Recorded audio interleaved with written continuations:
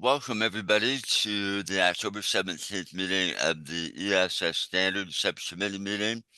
The purpose of the meeting today is to share information and provide an update on pretty much anything related to the recorder's fee and modernization initiative. We are going to go through it from top to bottom and explain the current status of each particular issue or topic. And then we are going to make ourselves available to answer your questions or receive any comments that you wish to share. Um, and we only have one action item today, and that is to review the July 30th meeting summary. And I'll bring that up on screen right now, and hopefully you've all had a chance to review that. Are there any questions, edits, or corrections that need to be made to the July 30th summary?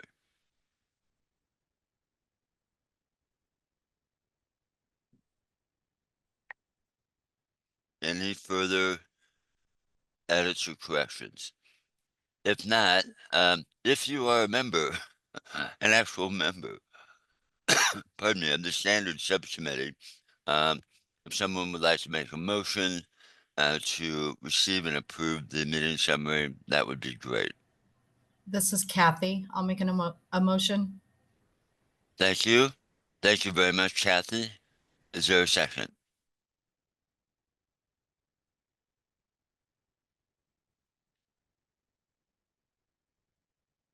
Ashton or Naomi has seconded in the chat. Naomi. Okay, thank you very much, Census. Jane was before her. Okay, and Jane also did. Oh. So we're gonna give that one to Jane. So Kathy moves and Jane seconds the motion to accept and approve the July 30th ESS standards meeting summary. Are there any further comments or questions? If not, I'll call for a vote. This is for the committee members now, subcommittee members. All those in favor, please say aye or indicate aye in the chat pod. Aye. Aye. And I see Jane and Naomi have said aye in the chat pod. Are there any opposed? Please say nay. Carolyn, thank you. Ashton, thank you. So again, I'm going to pause there. I'm going to count everybody as an aye that has responded so far. And now I'll ask again, is there anybody opposed? And please say nay or enter nay in the chat pod. Hearing no nays, I would declare the motion to be approved. Thank you very much.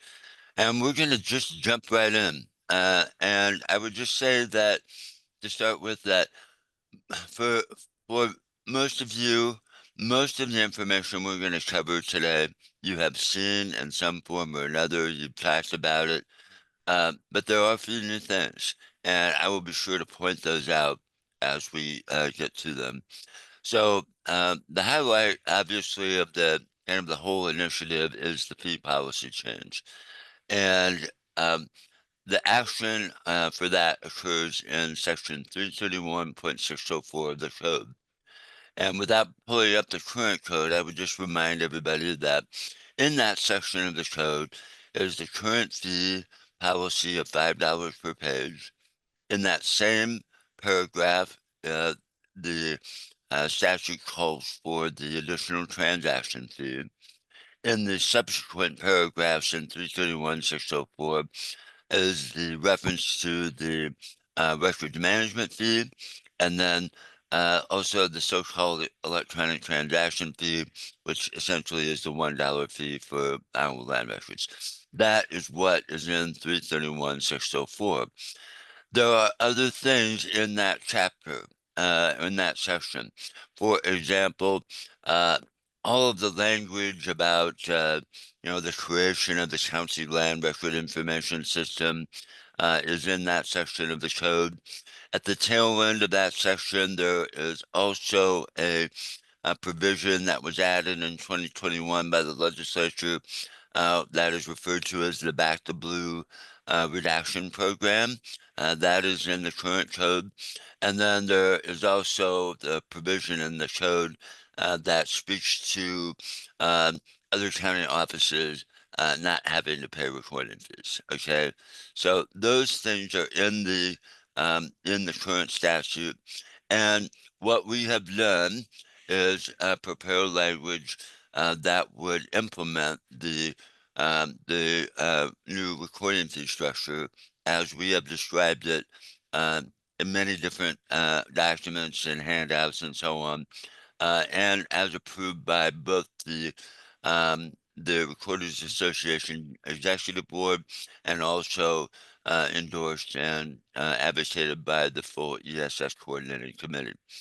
So the main highlight, the main component of the new legislation is that it would change the base recording fee from $5 per page to $10 per page. And that occurs in the very first paragraph of the new legislation. So in other words, what we're essentially doing is we're doing a strike everything in the section, and we're kind of just using it as a clean, fresh page.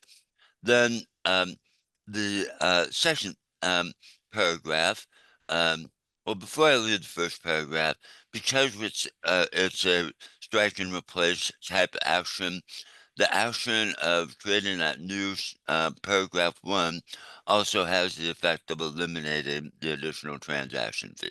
Okay, both of those things happen in this very first paragraph.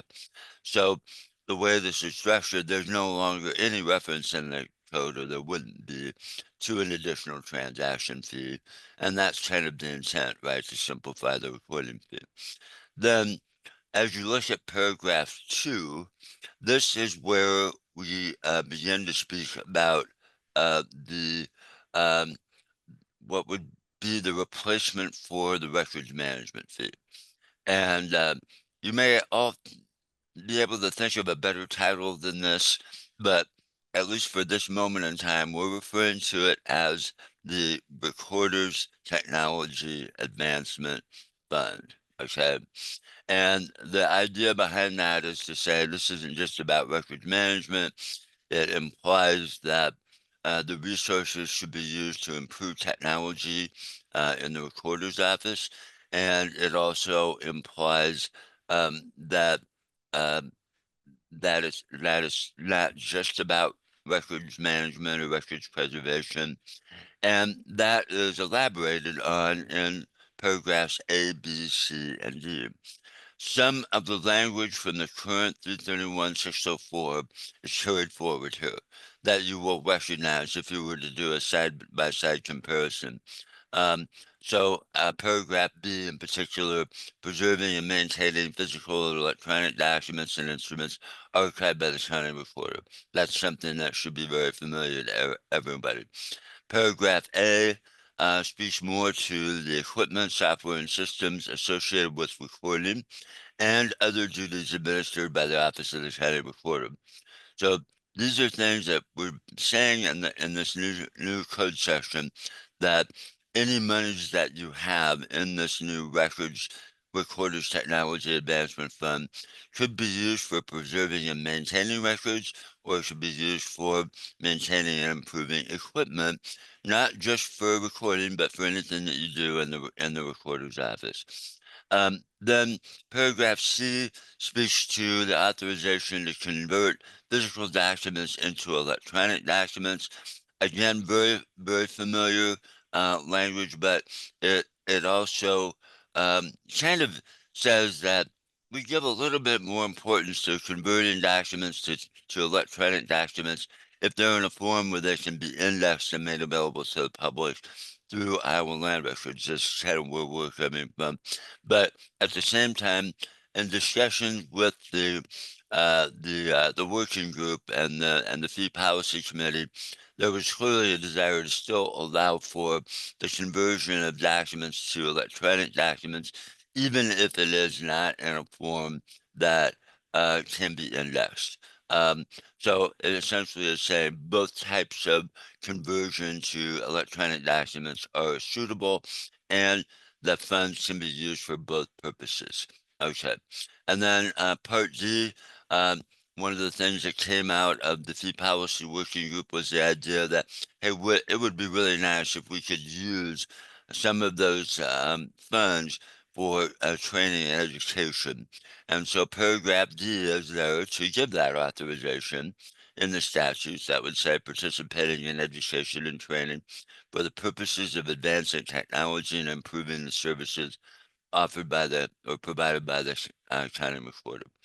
So you've got authorization for equipment and technology, authorization for preservation. You've got authorization for digitization of records from physical to electronic, and you have authorization for education and training. Those are the concepts and ideas that were advanced, and they're reflected here. Then the next paragraph is basically how the fund is going to work. And basically, it says that this fund is going to be established and that it's going to be set aside by the county treasurer for the purposes of this fund. And it's going to be an allocation, not an additional fee. So this is where it relates to simplification. It's basically saying, hey, we receive the recording fees, and then so much of it for each document is going to be set aside in this fund. And in this case, it is $2 per document. So this is and the $2, I just don't want to overlook that. The $2 is reflected in the very first paragraph, okay, in creating that fund. Allow me to pause there, because I've covered a lot of topics in a short time.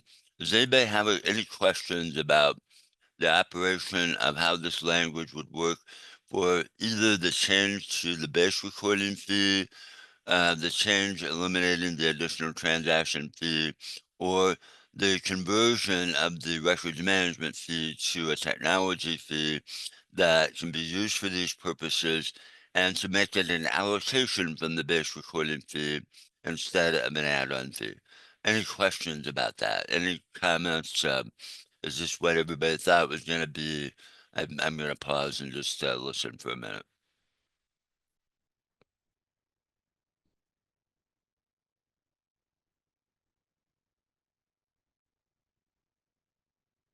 Okay, I'm going to move on then. So paragraph 3 in this new section would establish the allocation for Iowa land records, and specifically the electronic services system. So if you remember way back in June, the original proposal was to allocate $5 from the base recording fee to ESS so that we could fund and implement all of these new projects, as well as have enough resources to sustain the system. And then it was changed when the fee policy group came back together. So we need to do something that has broader based support. And the main change that they made was to reduce that allocation from $5 to $3. And so in this case, we were basically creating an electronic services system fund in the county office, and the amount of that is $3. Sorry, I'm in the wrong paragraph. $3. And it goes into this electronic services system fund, and it has a reference to 331-605B, which is where the enabling legislation is for ESS and Iowa land records, or otherwise known as the County Land Record Information System. And then, in the same manner that the Recorder's Technology Fund is handled, basically it's an allocation from the base recording fee per document, and basically it is instructing the county treasurer to allocate those funds and then to transfer them to the Recorder's the recorders in basically a transfer directly to the electronic services system. So let me talk about that for a minute. Some of you may have seen this as option A or option B in earlier versions of this. And the difference between the two options was when the money gets put into the account by the county treasurer, in today's version of that, it is transferred first to the state treasurer, and then Iowa Land Records and ESS basically seeks reimbursement for project-related expenses through the state treasurer's office. That is how it's done today. And the reason it was set up that way is way back in the beginning, there were sort of critics and skeptics who didn't think recorders would be able to manage the money. And so, well, we got to give it to the state treasurer, and then, the state treasurer will look out for us and make sure that, they aren't doing anything stupid. Well, the way it worked out is that, I'm sorry to say I can relate back to the original history of this, but we sat down with the state treasurer's office staff and said, okay, how are we going to make this work? And we set up a procedure where we would monthly submit a reimbursement request to the state treasurer's office, and then they would send the money, basically, what the state refers to as a warrant, to the administrative staff here at Iowa Land Records, and then we deposited it in the bank. And we've done it that way from the beginning, but it really always has just been a procedural thing. The state treasurer's office has never wanted to be the one providing oversight. And the oversight really is through the audit. And so that's the way it has been done. And we asked the question, could we make that a little bit easier to do? I think we've proven that we know how to manage resources and be accountable for it. Can we do that differently? So we approached the state treasurer's office, the current state treasurer, to say, hey, we've got a couple of options here. We could keep doing it the same way, or we could just have the individual counties send the money directly to the ESS. We have a bank account. It's with Bankers Trust. We reconcile it and present it to our finance subcommittee every month. Everything that goes through that account is audited every year, and it works pretty well.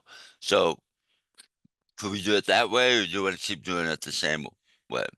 And I want to be very careful of how I say this, but the state treasurer's office has not been open to giving us an answer as to what they prefer. And I believe it's sort of in that same vein. I'm interpreting it here because I don't have any words that I can quote, but it just feels like as as the state treasurer has historically done, they don't want to be in the supervisory role. And I think they really would prefer that we discuss it with other stakeholders and with the legislature. And I'm interpreting it, hopefully correctly, that they don't really have a preference one way or the other. So if that is the case, and we do have requests out for communication out to them now, and have been for several weeks, and we repeat that periodically. But so far, we really haven't had an answer. So, given that, it would be my recommendation that we go with the option that takes the state treasurer's office out of the mix and sends the money directly to the ESS, where we would deposit it in our bank account, and then we would be done with it. So that is how this reads. And so if you read paragraph 4, it is basically transferring those funds directly to ESS. And it's there are cross references to other legislation I'm going to share with you that verifies that it's still going to be open to audit. It's still going to be subject to review. there are really no changes in the state level oversight. And so this would be my recommendation to us today in draft form, that this seems to be the better approach. Okay. I'm sorry that was a long explanation, but there is a history there, and I felt like everybody should know what it is. Then there are two more sections of the legislation itself, of the statute, and this one is the requirement that we make all of our information available to both a county auditor or a state auditor, to concern that how we are using the money. And that's basically right out of the current code. So there's nothing different about that. We are absolutely open to oversight, and we retain that in this section of the code. And then the last section is just basically carryover language.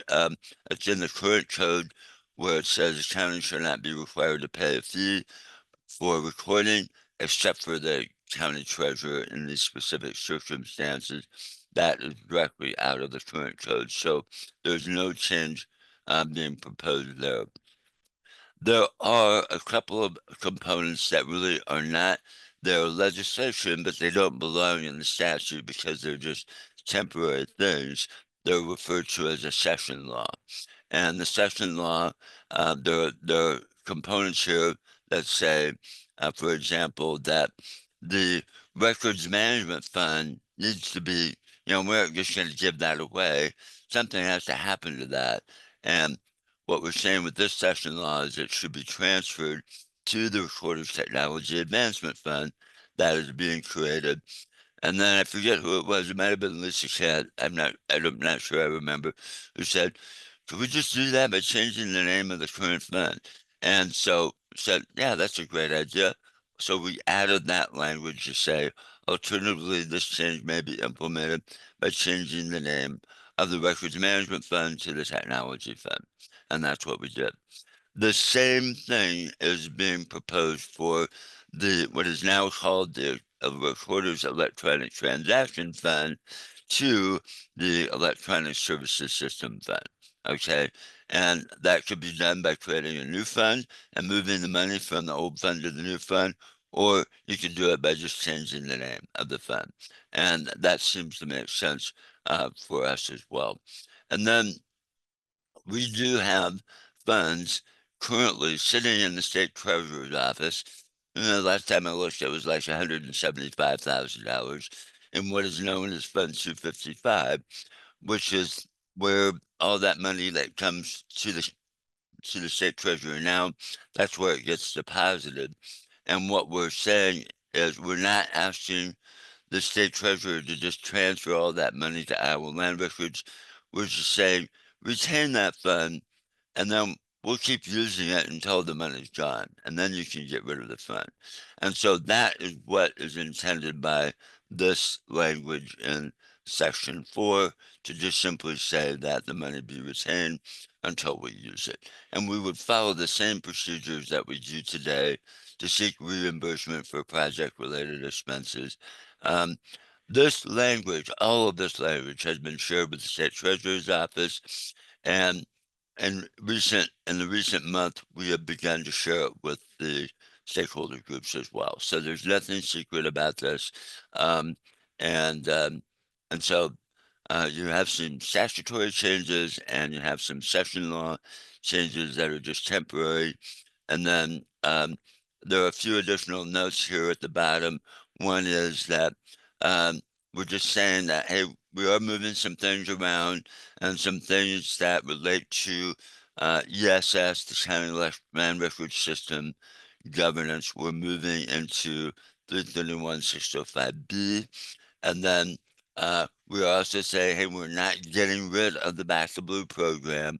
We're just suggesting that whatever that program is, it be moved into a different section of the code. And I'll explain more about that later. But I want to give assurances to everybody that we're covering all the bases.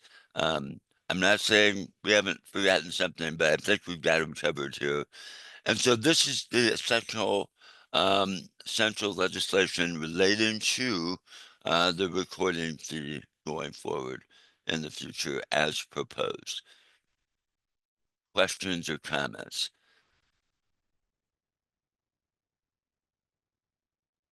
Hey, Phil, I've got a question really quick. So if we take the state treasurers out of the mix, does that eliminate is it the I-990 or the file? Will we still have to do those two Right. filings?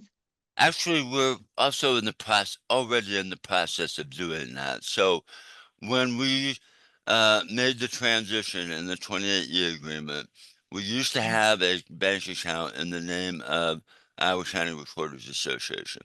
When we made the transition to the updated 28-year agreement, we established a new bank account with Bankers Trust that's in the name of the Electronic Services System, which is a legitimate government entity.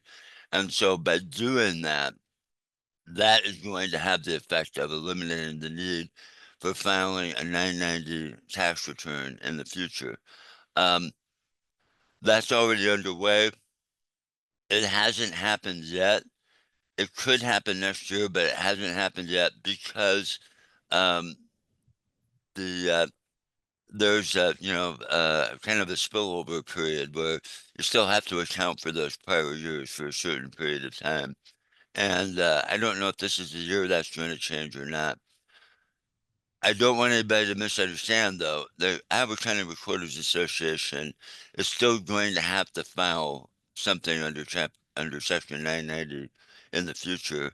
This is going to be a lot simpler because you're not commingling funds, and you're not going to have to account for it in the same way. So, we're going to sit down with our auditor in the next month or so to start preparing for the 2024 audit because we're getting to the end of the year.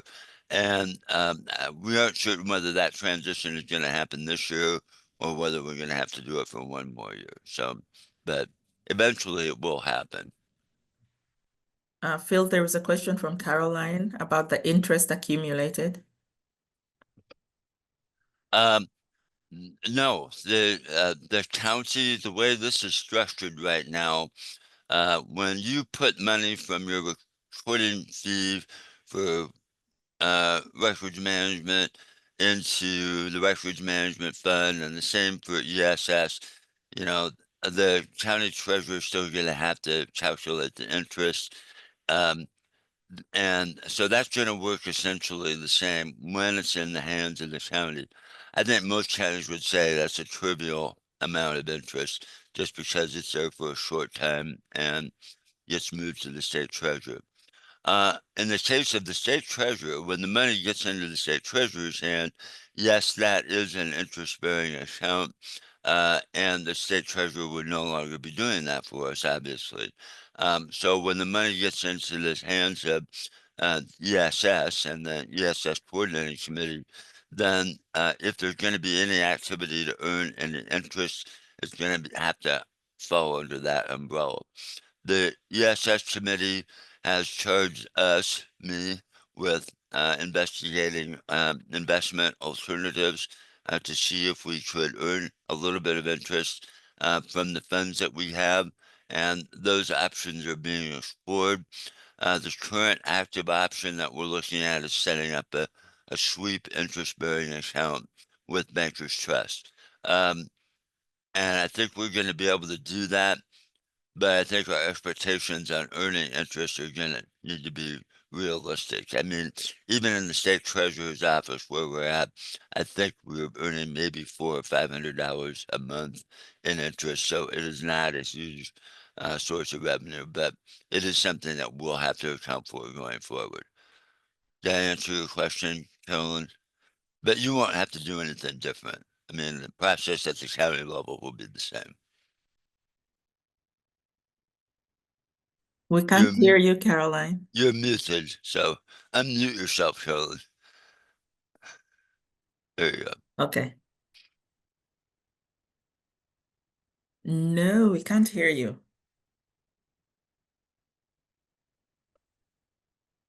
Okay, she's going to type. I think the clarity is that there are other interest-bearing accounts, but this one's happen based on the type of entity. So the other associations who are part of government can do that. There is a different case for ESS because of ESS standing. And so we might not be able to use those other interest-bearing processes that exist that some of you have heard of.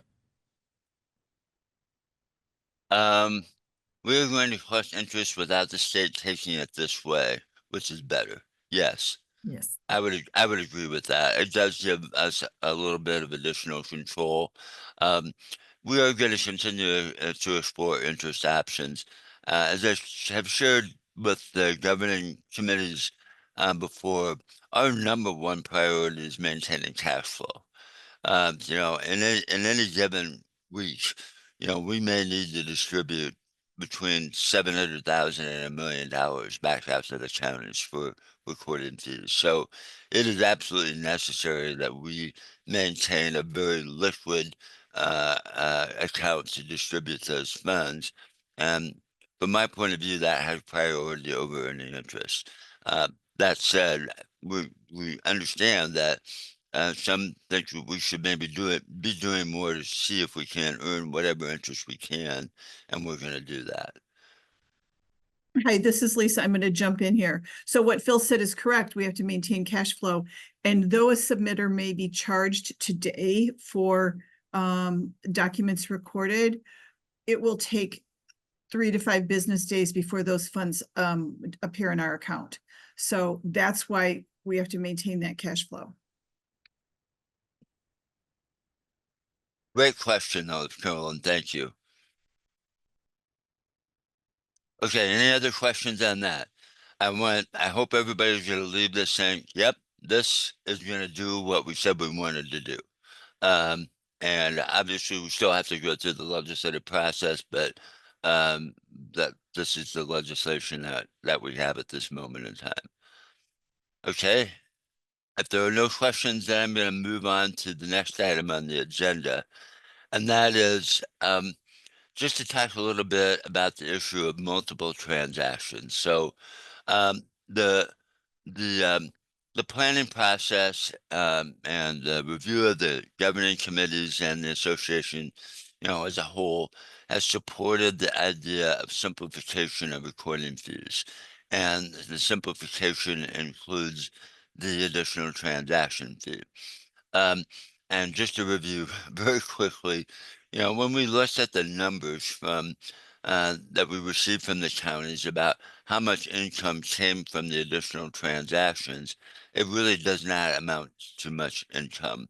And the value of increasing the recording fee from $5 to $10 far outweighs the money from additional transactions. So on average, we're really not giving up that much by simplifying it to eliminate additional transactions. And it seems to be a good trade-off. On the other hand, some recorders, the governing boards have said, I hope we are opening up ourselves to Pandora's box by getting rid of that and intentionally encouraging preparers to start bundling up different transactions into one document, because there are just some things about that are not a good practice. And so if you put somebody else's mortgage in with another person, or you start releasing mortgages for multiple people in the same document, that can make it more difficult to trace from an abstractor's point of view, and there just may be some issues with that are unintended consequences if that were to happen. I don't think anybody's brought forward a case where that does happen or has happened, but the concern is, could that happen, and should we do something to prevent that from happening? The fact is that in some cases you're going to have, those rare cases of an assignment of a wind farm from one party to another, and there are going to be a whole bunch of transfers that are represented in the same document, and you know, the recording fee for that is just not going to be the same as it was in the past. It's going to be whatever the pages are in the document, and there's no additional transaction fee associated with that. There will be more work with that, but that is what it is. The trade-off for a higher recording fee is still better, and those things will happen. So we're not trying to say that those things shouldn't happen, but that you know, they will, and there will be that additional work when that rare occasion happens. So we still had this question about, well, what if people start doing things differently? And is that going to be a good idea? Is there anything that we should do to prepare for that? And so the language that I have on screen is intended to address that issue. And so this would be new language in the code. It would probably be a new section or paragraph in 331-606B as it relates to requirements for preparers of documents, right? And what it says, I am going to read this one. A document or instrument which executes a transaction for the conveyance or assignment of property, the provision of financing, or the release of a legal or financial obligation shall be applicable only to the parties participating in the same transaction, and shall not be applicable to multiple parties participating in different transactions. Um, so the idea of that is that, hey, uh, if you have a document and you have two parties and they're engaged in a transaction, and there is more than one transaction between those two parties in that same document, that's okay.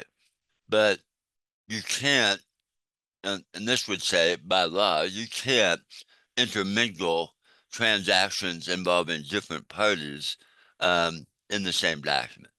And so the intent of that is to prevent that multiple disparate transactions in the same document from happening. Okay. And this is something that it's language that we developed, and we did it in collaboration with the input from Steve Brick, who is with the Brick Gentry Law Firm and the ESS Legal Counsel. And so this is something that has been developed. And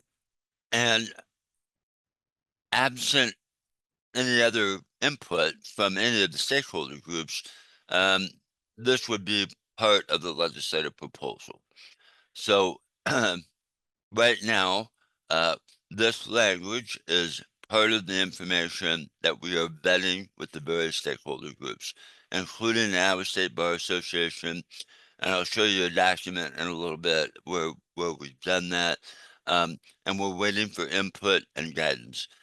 If the bar or someone else that is smarter than we are comes up with a better way to write this, we're open to that. We are not trying to say, hey, this is the perfect language and take it or leave it. We're putting the issue out there, and if there's a better way to do it, we're open to that discussion. So far, nobody stepped forward with a better idea. So this is what we're going to do, or what we would propose to do to address that issue. I was in one of the meetings that Census set up on our advocacy activity. Maybe it was last week or the week before, and it was with a group of recorders in northern Iowa. And they were really interested. What are you going to do about that? And this is our answer. And so I would say the same to the rest of you. I'm going to pause. I want to listen to your input and get your questions. Phil, Carolyn posted something in the chat pod. Could you review that, please?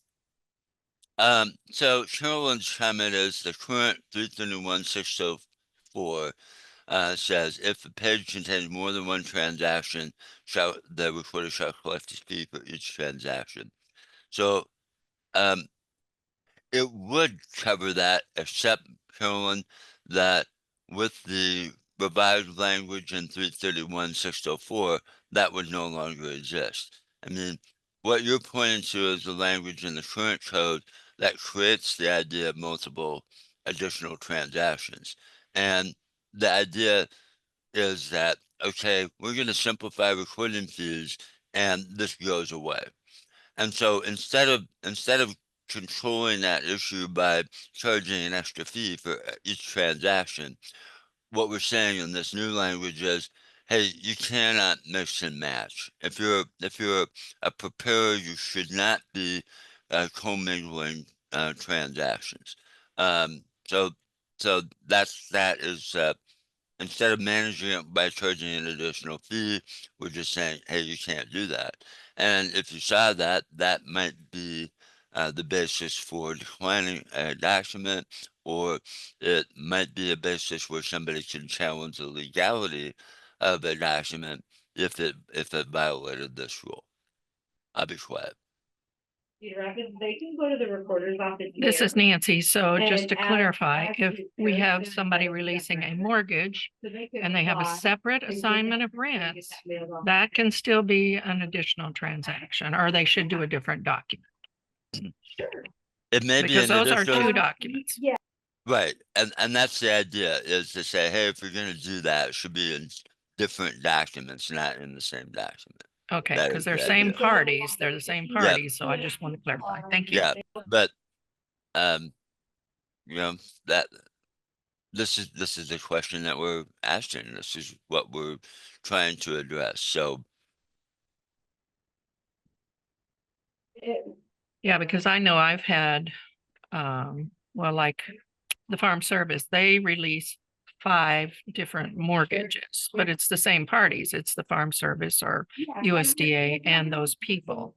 So, but they are Well- 5 separate documents. okay, but I don't want to sugarcoat it or tell you something that's not true. You know, if you have the two parties and they do multiple things in the same document, just as somebody assigns different wind towers to, you know, each other in a transaction, those really would not technically be an additional transaction anymore from the standpoint of recording fees, because you're saying in your simplification statement that we're going to charge by the page and that's it, and we're not going to charge additional transactions. And so I don't want to lead anybody. You know, an additional transaction recording fee goes away with this language. That is part of the deal. So if that needs to be revisited, you know, then we can take that back to the governing committees for discussion. But uh, I think when we calculated it in 2023, the sum of the additional transactions statewide was $38,000 in income. And you compare that to the additional benefit of the higher recording fee, you know, it seems like that more than makes up for it. I would say, yeah, I'd say if you've got the same parties to the transaction, and this is what we're trying to get to in this language, where it says shall be applicable only to the parties participating in the same transaction, then, you know, if they're different parties, then you shouldn't be doing it. But for the same parties, it's okay. And there would be no additional transaction fee because we're wiping that out of the code. And so the trade-off, everybody should understand, is if we could get a $10 base recording fee per page, you know, that should more than make up for lost income from those occasions when there are additional or multiple transactions between the same party. And if that is not acceptable to anybody, then it would need to be revisited. Yeah, so Phil, I think to simplify for clarity of some of the questions. So if it is Wells Fargo and John, that is one transaction. If it's Wells Fargo and John, Wells Fargo and Philip, Wells Fargo and Stacy, that is not a single transaction. That should all be Wells Fargo and a specific name. Well, you can have separate transactions, but if you've got different parties involved, the idea would be that it has to be in a separate document, right? Yeah, Caroline, does that help? And I would say, I want to be careful here, and not say stuff that I shouldn't be saying, okay? And I don't think I should be saying, yeah, reject that document if you see it. I think it is more of an issue of, you know, record it. But if this is in the statute and it says you shouldn't do that, then, the preparer is taking a risk by doing that. But it's not your risk, it's their risk. So if you stick with the mantra of recorders record, if a document is recordable, that is, it's legible, has the right font, there's space for the stamp. I mean, if it's legible, then you still record it. I think no, it will not be up to you to decide. It's sort of in that same vein of not uh performing legal work without a law license, right? I mean, you can't be in that, you shouldn't be in that position to make that judgment. So I'm looking at the notes. So Travis has added a comment. The amount of additional transactions we do in Grundy is very minimal. I'm okay with giving the additional transaction fee up in favor of an increase of recording fees. There has to be some incentives to stakeholders to get this passed. So, I mean, it's a fair question. Everybody needs to understand that when we say that the additional transaction fee goes away, it goes away the way this is written. And if the governing boards want to do something different than that, then that will have to be revisited.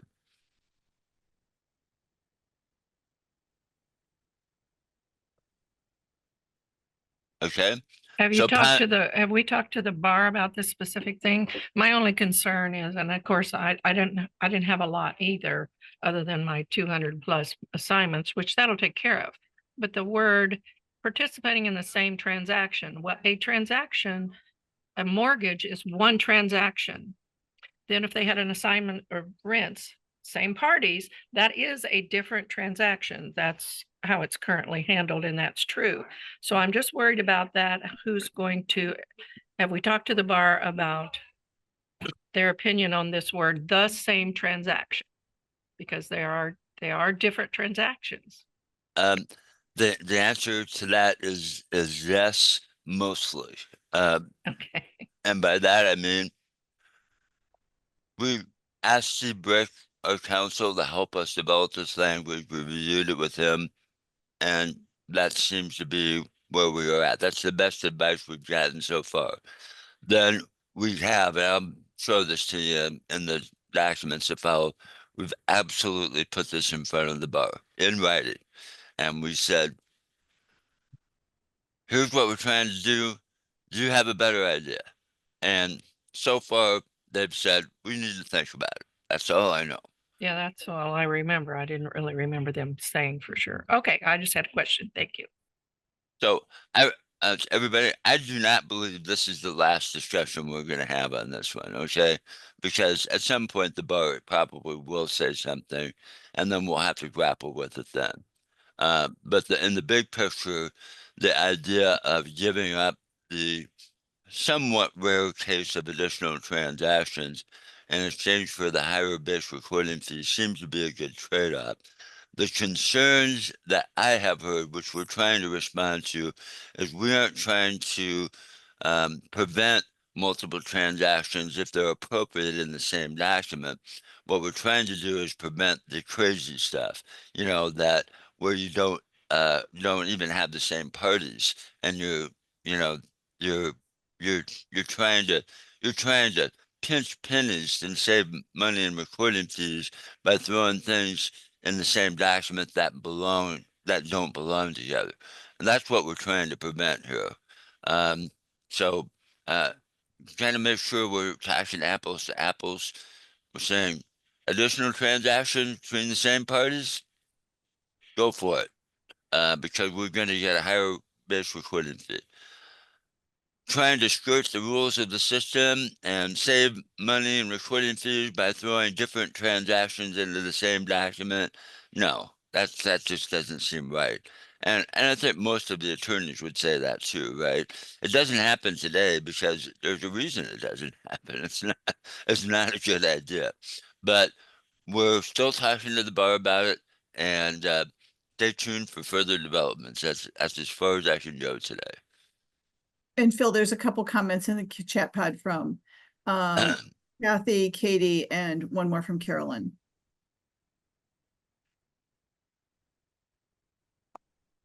Yeah, I'll let them speak for themselves. I appreciate those additional comments. So we'll see. We have advanced the idea of putting some guardrails in place, and we'll have to see how that plays out.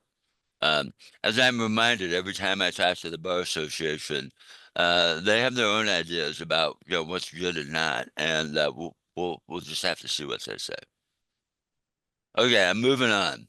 So, just very quickly, I just want to say that we're at the part of the agenda where we're reviewing stakeholder reaction. And I just want to just give you a quick snapshot that, we have been working with surveyors. We've been actively communicating with the bar. Census and Nick Laney and I made a presentation to our mortgage association the other day. We privately met with the Iowa Bankers Association lobbyists. We've communicated with the Iowa Credit Union League and even the community bankers of Iowa. And we have reached out and had communications with the Iowa Land Title Association. So every major player, we're meeting with the Iowa Realtors Association lobbyists next week. So every major stakeholder player in the real estate industry, we have been communicating with in one form or another. So far, the most substantive communications that we have had in terms of legislative language has been with the Surveyors Association and with the Iowa Bar Association. We've actually got into the meat of, what do the words say in any proposed legislation? What do they think? Asking for their feedback. And they've been open to engaging in that discussion. In other cases, and I'm not being critical of anybody, everybody just comes to it from a different perspective. But, the other associations have not been as interested in getting into the meat of the legislation itself, the words and the amendments and all that. They're just kind of focused on some big picture issues. And from their point of view, that's a fairly simple equation. I don't know about this recording stuff you're talking about, but do I like the fee increase from 5 to 10 or not? That's sort of where the conversation is. And I would say, our presentation, I think, to the Iowa Mortgage Association Board of Directors earlier this week was positive, constructive, cordial. Nobody, uh, you know, nobody threw tomatoes at me when I was making the presentation. I mean, it was, they understood. And you tell somebody, hey, this hasn't changed in 40 years, it kind of is disarming because it's so shocking that it's been that long. And it was a good discussion. We didn't leave that meeting with an endorsement to say, yeah, we support your increase from $5 to $10 a page, but they did commit to think about it, and we're going to have more conversation with them. Our credit union league, kind of in the same boat, not wanting to really dig into the details of what the legislation might say and all the different things we said we might do, but they did took it to their legislative committee, and I'm not counting this as an official, endorsement, but generally they were kind of okay with the direction that we were heading, and we should be happy about that. Our discussion with the surveyors has been very constructive in terms of, I'm going to share with you, basically we're talking about a whole new section of the code just on survey requirements for recording that was mutually developed by a group of recorders and surveyors. So that has been very positive. They're still going to have to take the fee increase to their board and decide what they're going to do. In other cases, we're not.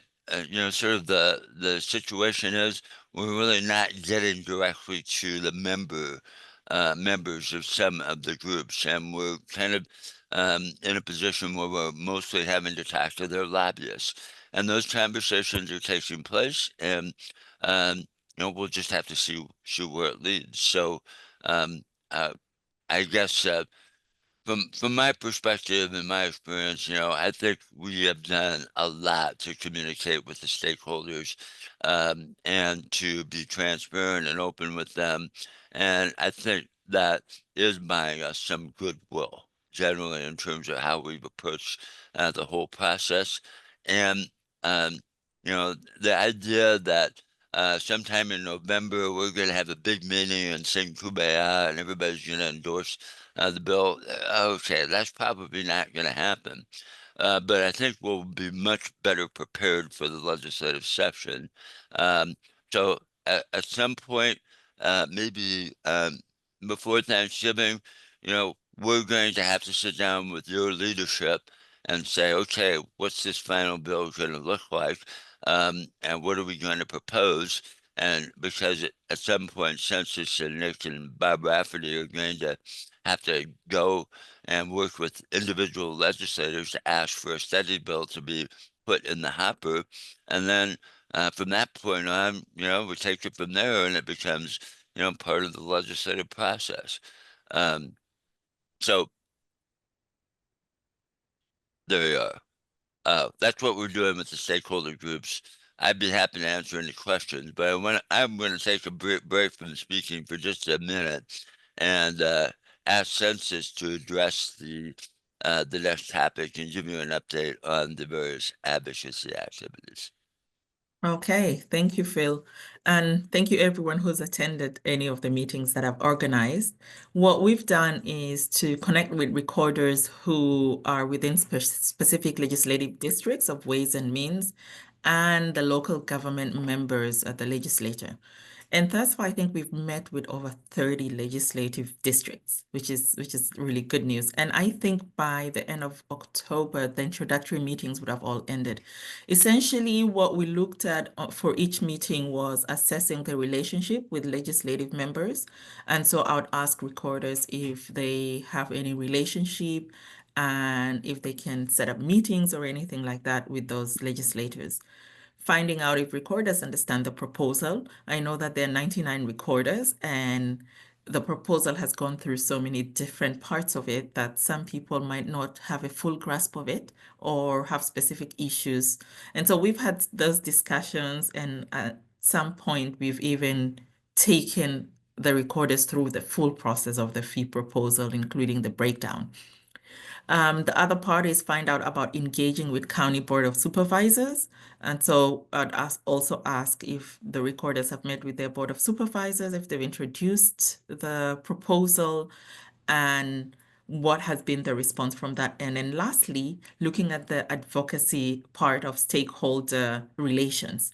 And so I try and find out from all of you if you've met with your stakeholders or you've developed a stakeholder list so you can start emailing them and send them the proposal. The way it's gone thus far has been really great. We've heard a lot of comments from recorders, and some of them have already brought back feedback from legislators they've met, others feedback from other county officials, which we take into consideration. And the last part is that we are also happy to see that a lot of people have introduced the proposal to their Board of Supervisors. Others are waiting for the opportune time. And so what I would say to all of you too, it's your board. If your board is going to vote, if you are going to get new board members, you might want to wait. That's what other recorders have done. So just look at what works best. But the aim is to inform them about the proposal, and so that you at least you're getting their support when this goes all of the other steps higher. And the last part it is that we look forward to all of you putting together your stakeholder list. Those are your bankers, your surveyors, realtors, abstractors within your own constituency, and that we start all of these conversations with them because it gives us time to hear back and be able to address any concerns that are brought up by them. So that is all from my end. There's still more meetings ahead, and so I know I will be meeting with some of you in the next week or so. Thank you. Census, would you be open to if anybody in the meeting today hasn't happened to be in one of uh the the meetings that you've already organized, if they wanted to have a discussion with you about communicating with their legislator, would you be open to them reaching out to you and maybe you giving them some assistance and guidance into what to do next? Yes, yes, I think that's a great idea. I think they can even decide if, as a district, they want to have this conversation. We can just set up a Zoom and have that conversation with those members who haven't been part of the other legislative advocacy process. So I think that's a great idea. And I think, Stacy, we can even think about that and see how we plan it. Yeah. Thank you. Any questions for Census? And I think Stacy can even just give a quick update on what she's seen thus far as a member of the legislative advocacy team from the recorders. I think it's been great. I think everyone has been really receptive, all the recorders, and they have those relationships with our, not heavy hitters, but important legislators on Ways and Means and local government. So I think, I think it's been great. And just keeping the Zoom meetings to 3 or 4 people has been, everyone feels comfortable talking, and I think Census has done a really good job. So appreciate that. Thank you. Okay, thanks. So I'm going to continue on. We're going to start going through some other pieces of legislation, but I do have in your packet. So if you look at page 10 and page 11 and 12, okay, this is a document that was prepared following a meeting with the Bar Association Working Group. I think this actually occurred on October 2nd. And it's not my intent to use this document to go through each issue, but we'll get to that. But I just want you to be aware that, this is a description of some of the topics that we have talked about with the bar. In a large sense, many of the things that we have presented to them in the form of legislation they might consider to be non-controversial. We haven't spent much time talking about them. For example, they really haven't raised any questions about the suggested changes in 331-606B subsection 1, which is really the meat of the formatting requirements. They've kind of viewed those as sort of non-controversial, but they've had a lot more to say about what is happening in 331-606B subsection 2, which specifies what the preparer requirements are.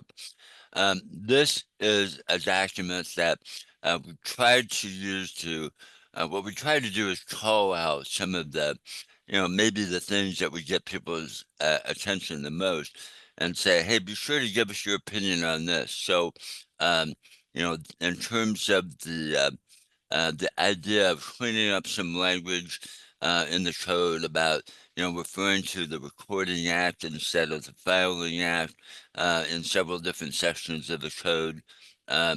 So sort of the question about how accurate do the recording times need to be, because we've had attorneys in Iowa who have told our team, hey, you guys should be using recording times that are down to the millisecond.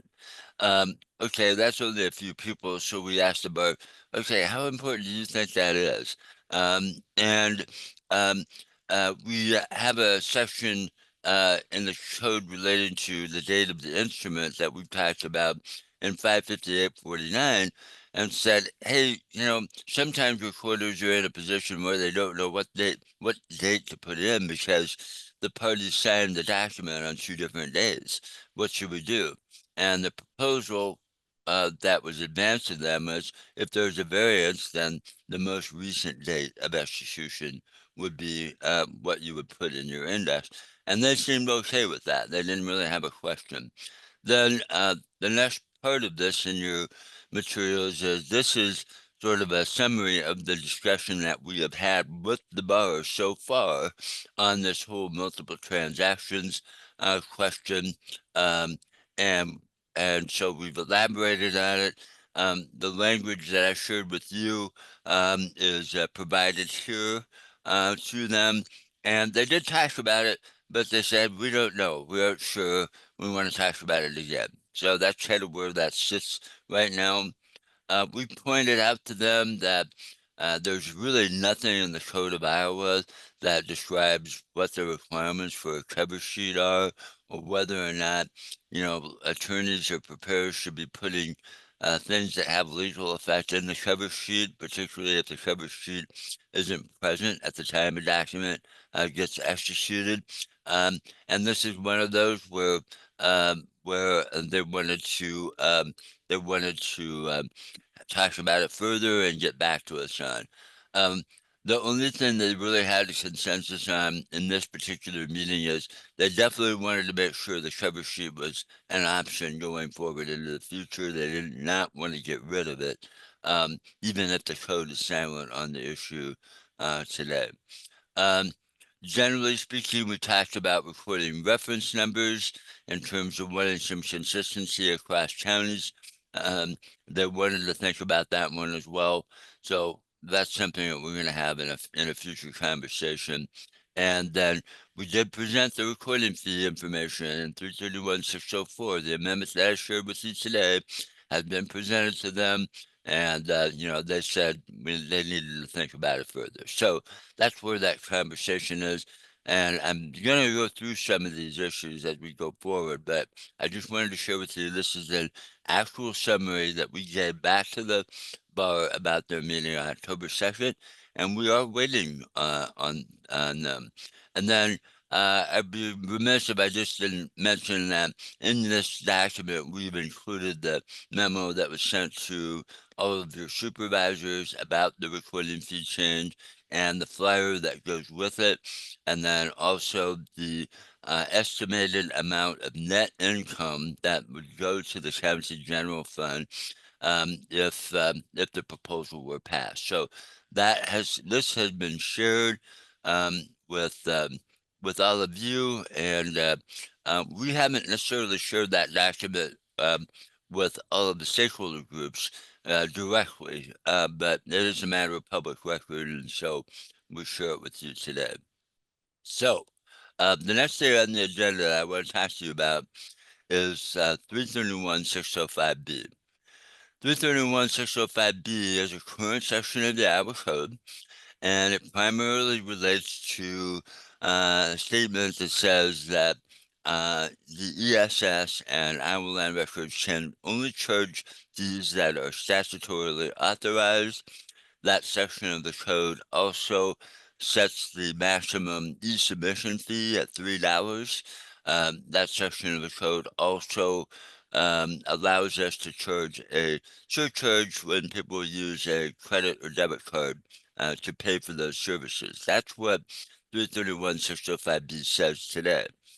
So when we looked at 331-604 and some other sections of the code, you've got different things said in different sections of the code, not necessarily in a way that makes sense uh, about ESS and Iowa Land Records.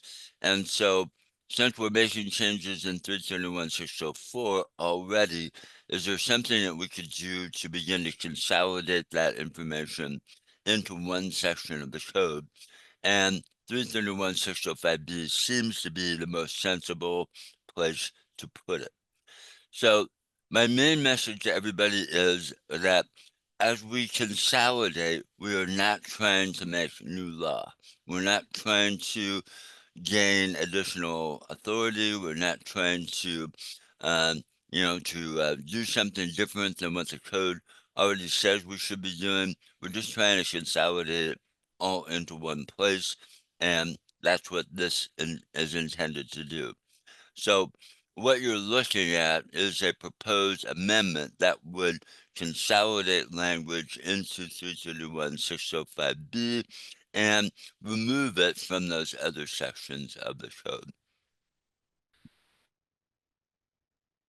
So the first thing that we think probably should happen is that right now all of the existing statute refers to the county land record information system. And that was a name that was invented when the original enabling legislation was adopted back in 2003. Since that time, the legislature said in 2005, hey, you've got to create a 28E organization. And then most recently in 2021, they said, hey, you need to update the 28E agreement, and we're going to authorize you to do that. And the 28E organization itself is called the Electronic Services System. Whether you love it or hate it, that's what it's called. And so we probably ought to move in the direction of more directly referring to the Electronic Services System in our code. There is no definition for that right now, and we would suggest that maybe it would be appropriate to create a definition, and the right place to put that is in the definition section, which is in 331-601A. So there's nothing new here. It is just kind of creating, this is what ESS is, and it refers to those session laws that require the creation of the 28E agreement as a part of that. Okay, then we have to start going through numerically the different sections of the code that refer to ESS. One of those is 331-603, subsection 5A. This is the place where the code prohibits us from transferring records in a batch format. In other words, it says you are not allowed to sell or provide bulk records to anybody as our land records. A county can do it, but you cannot do that. And so we are not saying that we're going to get rid of that prohibition, but you will see that we're just simply suggesting that we're going to move it into the new 331-605B. Okay, so that brings us to the actual 331-605B, and what is that going to say? And it says it has 4 different subsections in it, and I'm going to go to number 4 first, because this is where we are repeating the prohibition. We're not saying get rid of it. I might feel that way, but we're not trying to create new law here. So we're moving that from 603 into 605B. That's what we're doing.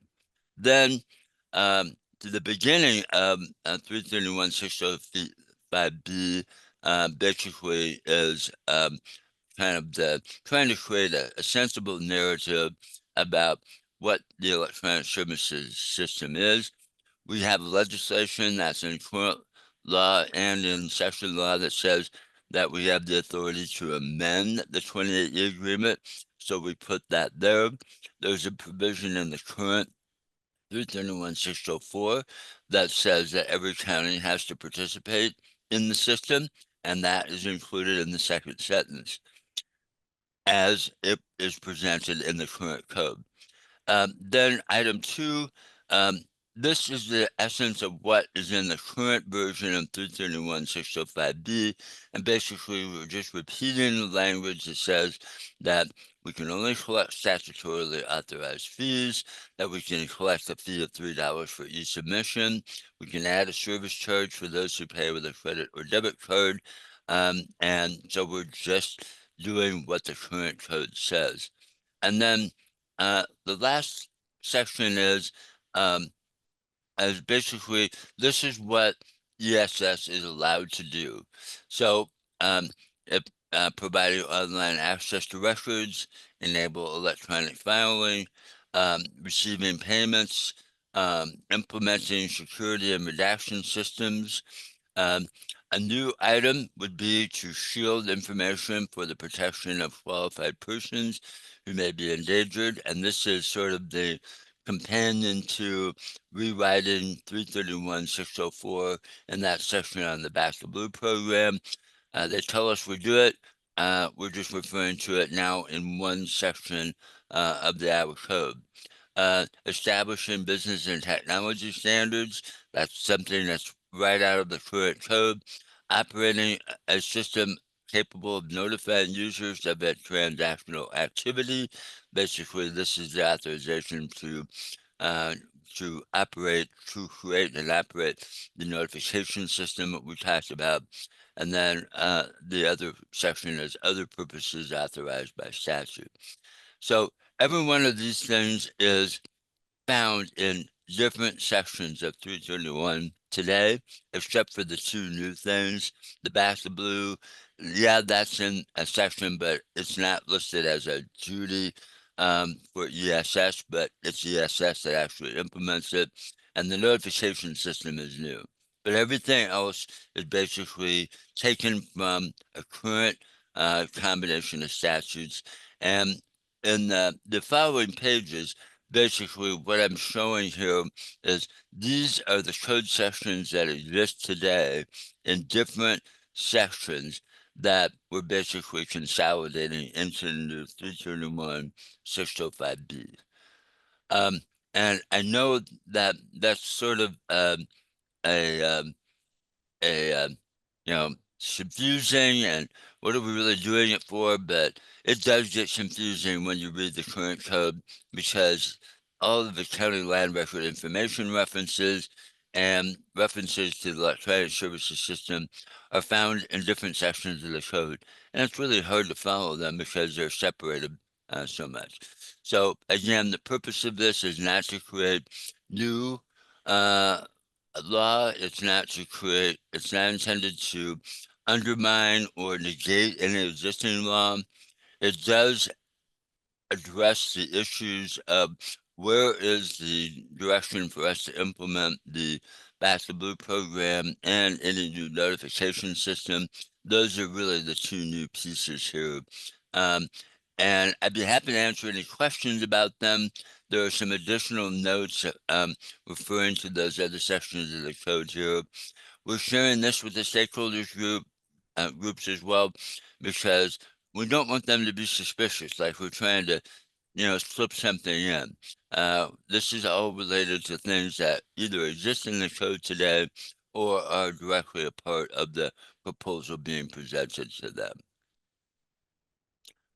Any questions about 321-605B? I'm looking at the message board.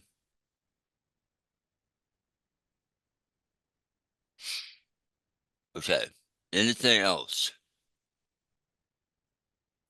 Okay, let's move on.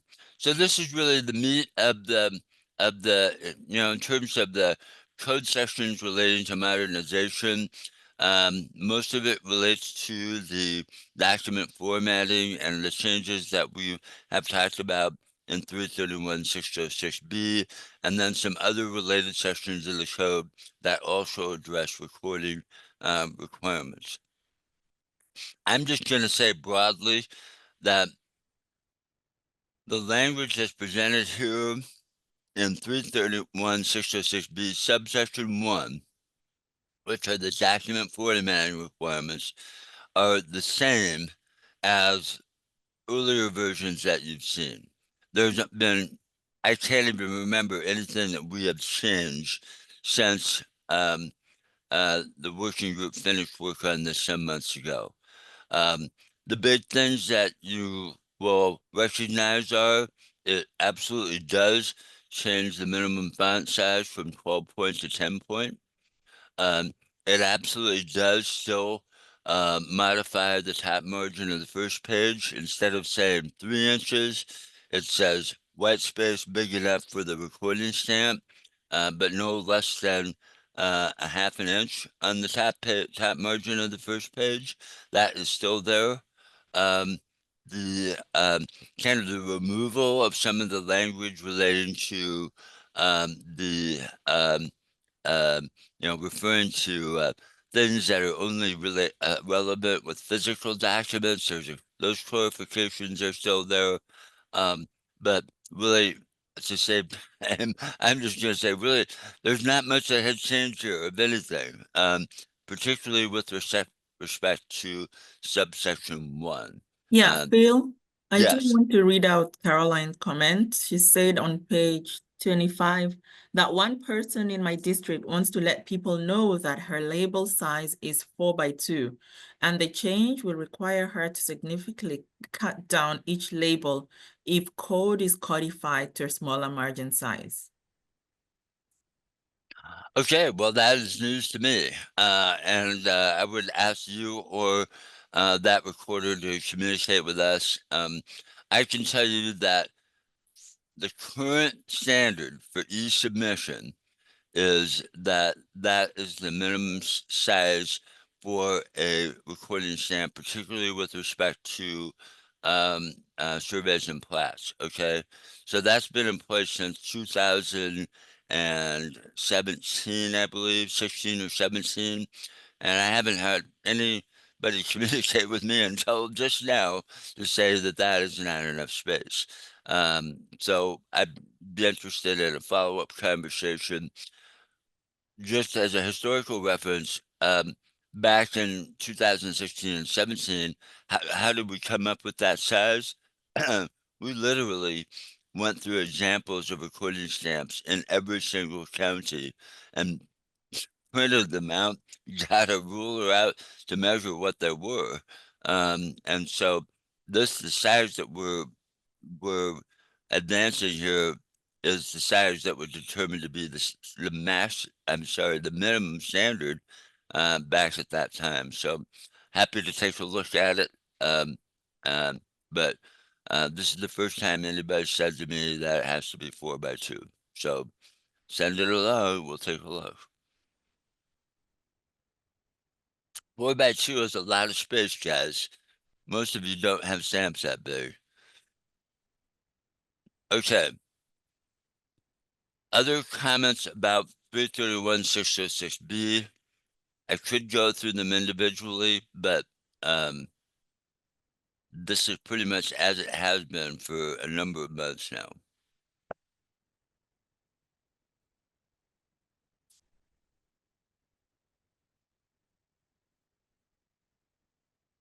Okay.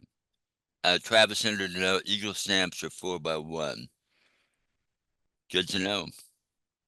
So Travis, is that a paper doc that comes to your office? Yes, that's correct. Thanks, Travis.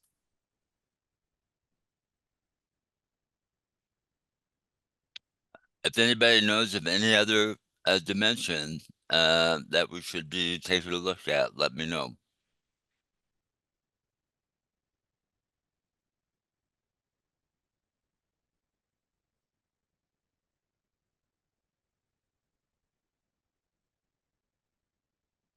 Okay. Thank you, everybody. All right, I'm moving on. So 331-606B subsection 2, this is where we've had a lot of discussion on, and specifically with the Bar Association. And the enumerated items really is where the meat of the discussion has been. And so far, items A through F really have, or actually A through G really have not had much discussion. You can see in the far right-hand column that in most of those there really is no change. The only changes are to add in the reference to or email address in item A, and to add in the phrase or type, or the words or type into the title of the document, because at least in current times, most people refer to those as document types, not as titles. So to clarify and change. Where we are having some discussions with the bar really relates to legal descriptions and parcel identification numbers. So we had advanced the idea that it would be really good if preparers of documents were more upfront about providing information about the parcel location information, section, township, range, lot, block, subdivision, and then to clarify the expectation that if there was a conveyance, if it was related or relevant, that parcel identification numbers, and should be included. And both of those ideas were in the vein of kind of the discussions that we've had with the recorder working groups, where we said, or where they said, it would be easier for us to index if that information was more prevalent or present in the document. And so taking that idea, if it's present in the document, one way where we could maybe have a better success of consistently indexing location information and parcel identification numbers is if the preparers of the documents were to more overtly put that information into their documents. And so this has been presented to the Bar Association, and I would just share with you that the current status of that is that they do not support this idea. Their preference is to keep the language in subparagraph H the same as it is today, and to not make any changes because they, for various reasons, just have said we do not want to be responsible for putting in PIN numbers or doing anything more than we're already providing in our long legal descriptions with regard to location or legal description information. A big part of that has been, I'm not saying this is the only thing, but a big part of it has been that they feel like, first of all, it's another potential source of error in the preparation of documents. And then secondly, they just don't want to take the risk of making an error that could cause a legal problem down the road. They're fine with accepting the responsibility for having an accurate, long legal description, a meets and bounds type description, but the idea of, in addition to that, putting in parcel information maybe as a prefix to that, like section, township, and range, they are very concerned about that. And so at this writing or this meeting today, I would just say it's very unlikely that this will change. And I suspect that when we get down to preparing a final bill draft, that it's going to look pretty much like the current code of Iowa. So we have some folks on the call today, Ashton, Nancy, that could elaborate on that, but that's sort of where we are. So at this moment in time, some of these ideas relating, even the idea of a cover sheet, putting in some guidance on that, we have invited the bar to offer suggestions on if you were going to give guidance in the code about the use of cover sheets, what would it be? And we're waiting to hear back from them. The only other stakeholder that really has commented on this who expressed similar concerns with the folks at Our Title Guarantee were concerned about very similar issues. The rest of the stakeholder groups really haven't engaged on this topic at all. But we have to be cognizant of how the bar feels, and so that's where we are at this moment in time. So the things that are highlighted in yellow as sort of new language, I would say is highly likely to change.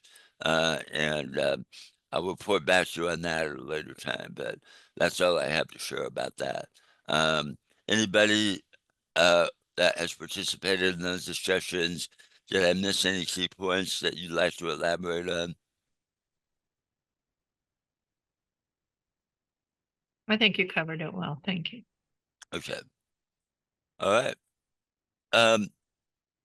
So the references to um, um, providing information about why reasons for declining a document in 335, 331, 605B, 5, and 6, we really haven't had any comment about that.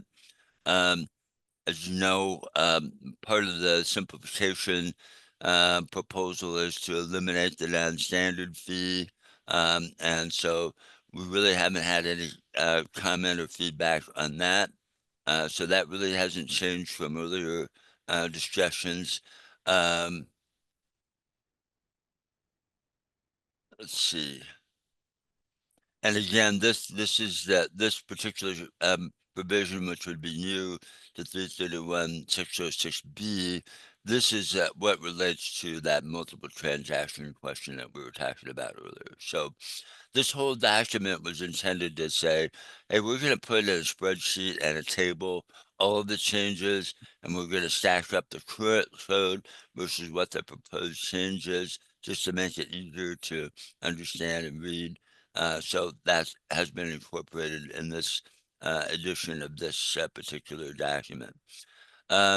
Then we kind of move into 331 606 subsection 1. And we have talked about this before, but maybe not as much as we've talked about 331 606B 1 and 2.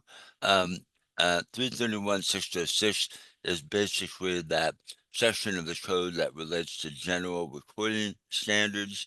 And so this is where you begin to talk about ideas like creating a standard for what the document reference numbers or the recording reference numbers should be.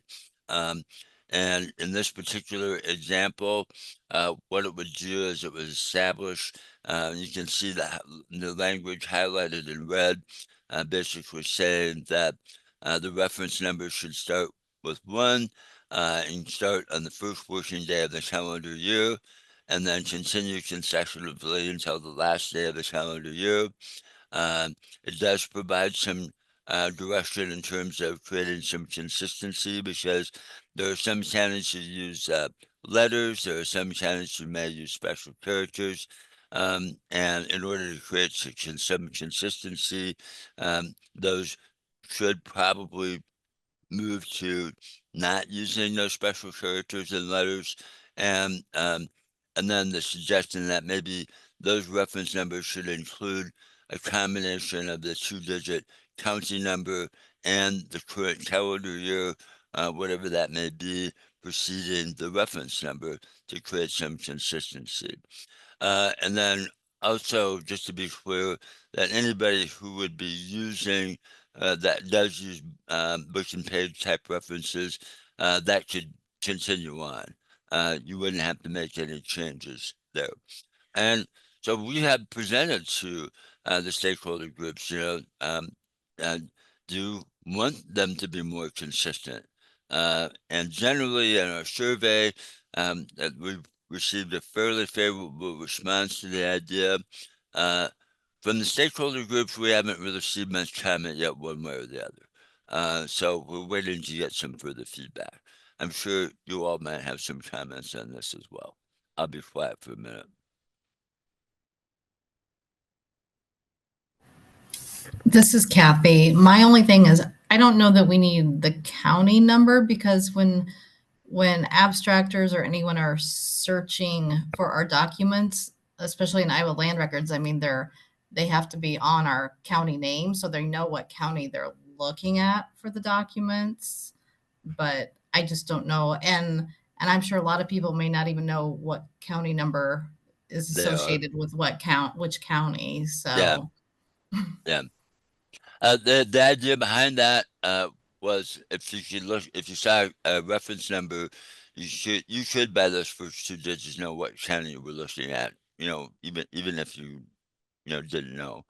I would be clear to say that what we've done is sort of stand up. This is a potential option, um, and other options should be considered, uh, or could be considered. So I think it's a question really of can can some consensus be created among the 99 counties about, okay, we're going to do this consistently. This is one idea of how to do that. Kathy, if other people said, hey, let's do that, but we don't need the county reference number, that is an option. So I don't want you to feel like I'm personally trying to be prescriptive about this. Uh, you know, I've said many times over the years, uh, just have a standard. Pick one.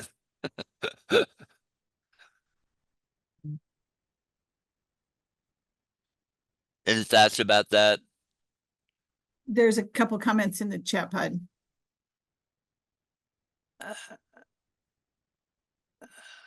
I am not saying them. Carolyn said she agreed with Kathy. Okay, thank you. That was the only one I saw. Sorry. One thing I would say also is that that should not be overlooked is that in some counties, we know that they do not start their referencing at the beginning of the year, the calendar year. Some counties start their referencing on July 1, the beginning of the fiscal year. So this would be a change for those counties as well.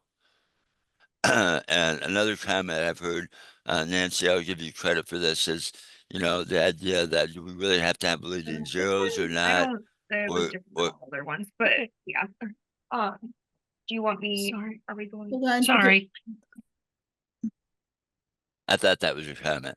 Uh, uh, uh, there are ways that you can set up your search system um, uh, to sort of ignore leading zeros, but the reason you would have that many digits is just to realize that the large counties do have to have enough digits in their numbering system to accommodate their volume. So that would create a situation where uh, some uh, leading zeros would be required in some counties, but it wouldn't necessarily have to be displayed that way. And some of these issues I also want to mention, we're going to be having a quarterly meeting with your local service providers here next week or very soon. And these are questions that we're asking them to, technically speaking, do you have an issue with this, with your system? And uh, hopefully we'll get some answers to that as well. Um, uh, then, in this section, one of the things that we have said in the ESS rules is that we do want counties to be more consistent in indexing information like associated references and park location information. And the current code doesn't say anything about those. And uh, generally the thought is it would be a good idea just to say, since to be consistent, let's tell everybody and put it in the code that, yeah, post location information is something that everybody should be doing. And associated references are something that everybody should be doing. Um, and, it's suggested that 331-606, include those additional new references.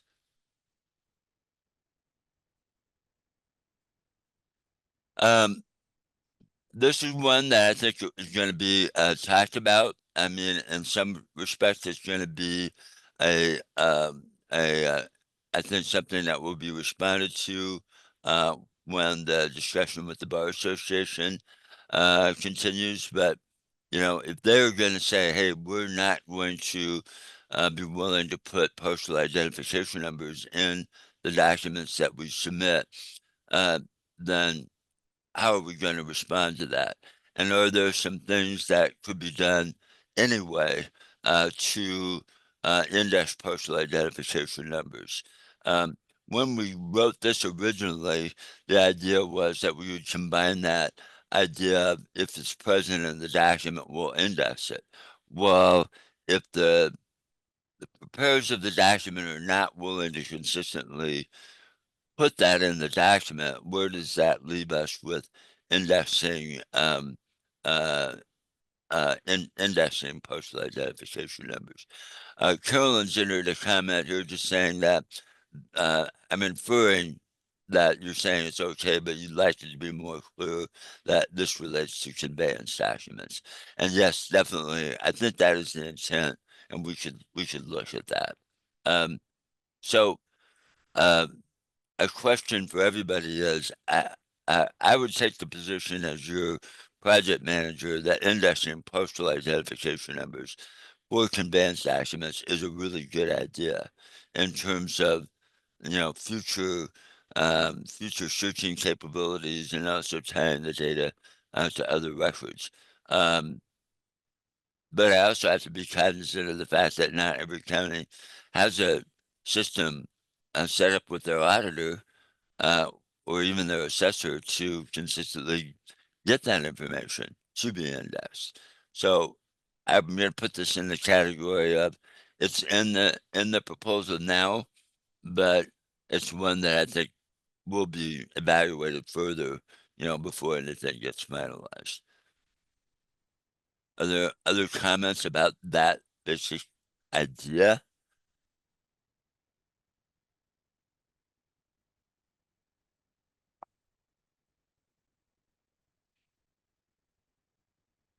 Okay. Well, if you're uncomfortable talking about it now, be sure to send us a note. We want to hear from you. But what we've tried to say to the stakeholder groups, broadly speaking, is, hey, if you support uh, if you support the fee increase, we will make efforts to improve our system. And one thing that we hear from our user base, that is the registered users of Iowa land records, is that they would like to be able to search successfully using a parcel identification number, as they can in most of the assessor systems. So is there something that we can do in that regard?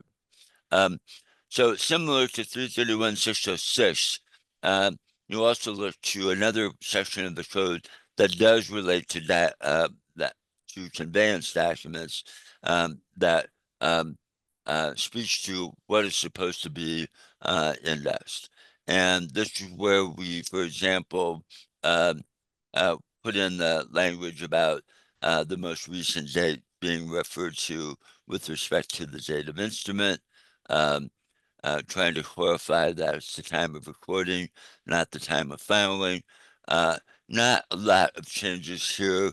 And then again, we may not be successful in getting preparers to enter post information. The surveyors are certainly willing to do this, but just simply stating more clearly that everybody should be indexing location information using those post fields. I think most everybody is today. Anyway, it's the history where it's maybe less consistent. But again, this is part of the overall idea of modernization. Um, and again, I won't repeat the same discussion, but what we had this conversation about postal identification numbers, and uh, there there is some uh, element of this issue with regard to some of the definitions, and we'll just have to work through those. And then the last main section of this is um, the um, um, the addition or clarification of definitions relating to pages and transactions. if we do get rid of the additional transactions, then it may be less important to clarify the definition of what a transaction is.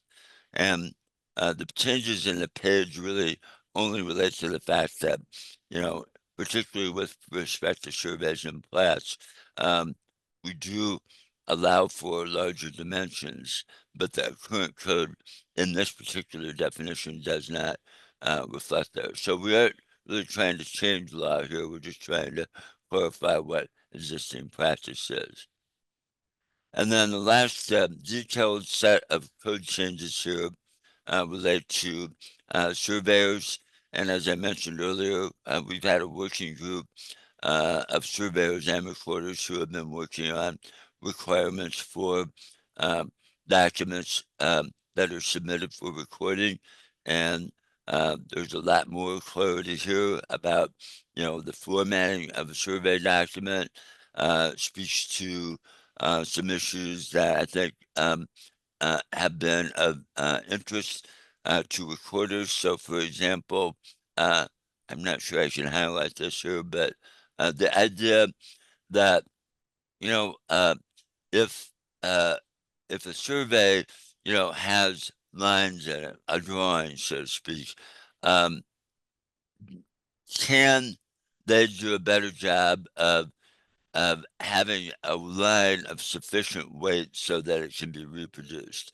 And generally, what I'm putting out here is that they have, as a group, the surveyors have accepted the idea that we want them to have clearer, in some cases darker drawings so that they can be more easily reproduced. And then some of the language borrowed from existing code, but moved over here, speaks to the same requirements for a minimum blank rectangular space, and also the requirements for information that is to be included in the index legend. Much of this is not new, but there are some nuances here that have been changed to make it more clear for surveyors about what they should be doing. And rather than go through each part of that, we have some folks on the group here who have been a part of that working group. Um, Sherry Jones and others, Nancy, have been participating in that. Um, I think Jane has participated in that as well. Are there any comments that you guys would like to add about this? What would become a new section of the code specifically related to surveyors?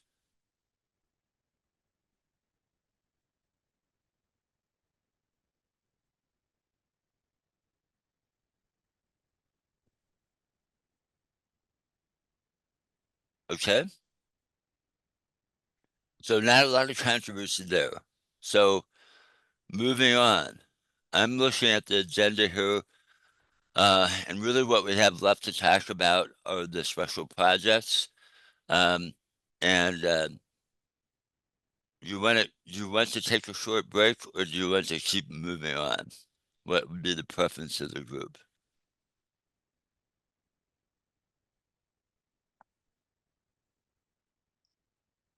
Keep moving, Kathy says. Okay, we can do that. Kathy, thank you. So if you look at your agenda, go back to the top and look at your agenda. We have 5 special project updates to share with you today. And the first one is on the subject of the property notification system. We also want to give you an update on what the back to blue changes might be, discuss a little bit more about the potential project with Beacon on integrating our information, then to talk a little bit about the project we're working on with the surveyors to digitize and then make available online historic surveys that may be useful to the surveying community, but not necessarily ones that have been recorded. And then we want to talk a little bit more about county upload processes and what data normalization means. There's a lot of substance here, and it's hard to encapsulate in a brief description, but property notification is something that has been advanced by some individual recorders. There was a state senator who advanced the draft legislation last year, and there seems to be a lot of interest in this subject matter. And one of the ideas that I believe even the Recorders Association as a whole have endorsed the idea of having a statewide property notification system. And so we were asked, okay, can Iowa Land Records do this? And the answer to that is yes. I might have made a mistake in a meeting sometime, making it sound so super easy to do, because it does require effort and investment. But from my perspective, it is a feasible thing to do. And the reason, what makes it feasible is that Iowa Land Records already has a database of records, and we also have a search engine that's already in place. And so if you have those basic tools, along with the user registration system, then it becomes possible to do this. So then you have to set up a set of rules in terms of how it's going to work. So it's possible, and we've laid out the design in such a way that we could actually have two related but separate services. One service would be for individuals, that is citizens, the people who would be in the category of signing up to be a registered user of Iowa Land Records as an individual user account. And when someone does that and they give us their information and they say, I want to be a registered user, then once we've got them in, then all we have to do is connect them to an application that performs the service that they want. And in this particular case, it would be a notification system that would basically leverage the names, the recording names, that is the grantors or grantees that are in the system, and also the document references themselves. So the first option is the name notification system, and basically what they would do is they'd be provided with an interface that say what names you want to track, and they could enter that system, and that basically in the background, Iowa Land Records probably maybe in some sort of automatic overnight process would say, okay, time to run the job that says check all of the names that somebody wanted to be notified about. Um, and if any of those names pop up, then generate a message, send it to the user and say, hey, a document has been recorded with this name, and it could be set up so that they would receive a particular type of notification, maybe with some instructions on how to gather further information about that recording by either using the search engine that we have or by contacting their county recorder. I do have, I do think that there are some limitations to the utility of that, particularly on a statewide basis, because there are a lot of Smiths out there, there are a lot of Johnsons out there, and there is, I think, a good chance of false positive notifications, and the more specific that a user can be, the more successful they'll be, or the more useful it will be of getting their notification. But it is possible to do. The other type of notification would be based on the individual document. And so a user in this case would be able to look up a specific document like their deed or their grandfather's deed, and say, if anything gets recorded that is associated with that particular document, then I want to be notified about it. And the the instance would be they would what I would imagine is they would run a search on the Iowa Land Record System, find the document specifically that they were looking for, and there would be an interface to say, add this to my notification search, something like that. Uh, and what we would be leveraging are associated references. So if the local county system records a document and enters an associated reference to that document, then that's what would trigger the notification. So there is a dependency on if you're going to try and track individual documents and you want to know if anything has happened associated with that document, you would need to make sure that you have those associated references in place to trigger that notification. And that will work because I think, especially today, um, counties are doing much more to index associated references than they used to. And in the policy that we have advanced in associated references, one of the references that everybody should be indexing is an associated reference between a newly recorded conveyance document and the previous conveyance document that it's associated with on that same property. Um, and if that is done, then the associated reference will generate a trigger that notifies that individual. There is a separate service that should be set up, and this is referred more to an organization workflow. And so, if you're a real estate professional, a banker, uh, a mortgage company, somebody that's in the business and you're waiting for an individual document to get recorded, uh, that associated reference information could also, or even the name information, could trigger a notification system to say, hey, that document that I've been waiting on being recorded, something has happened with it, and now I'm going to be able to follow through on my business process.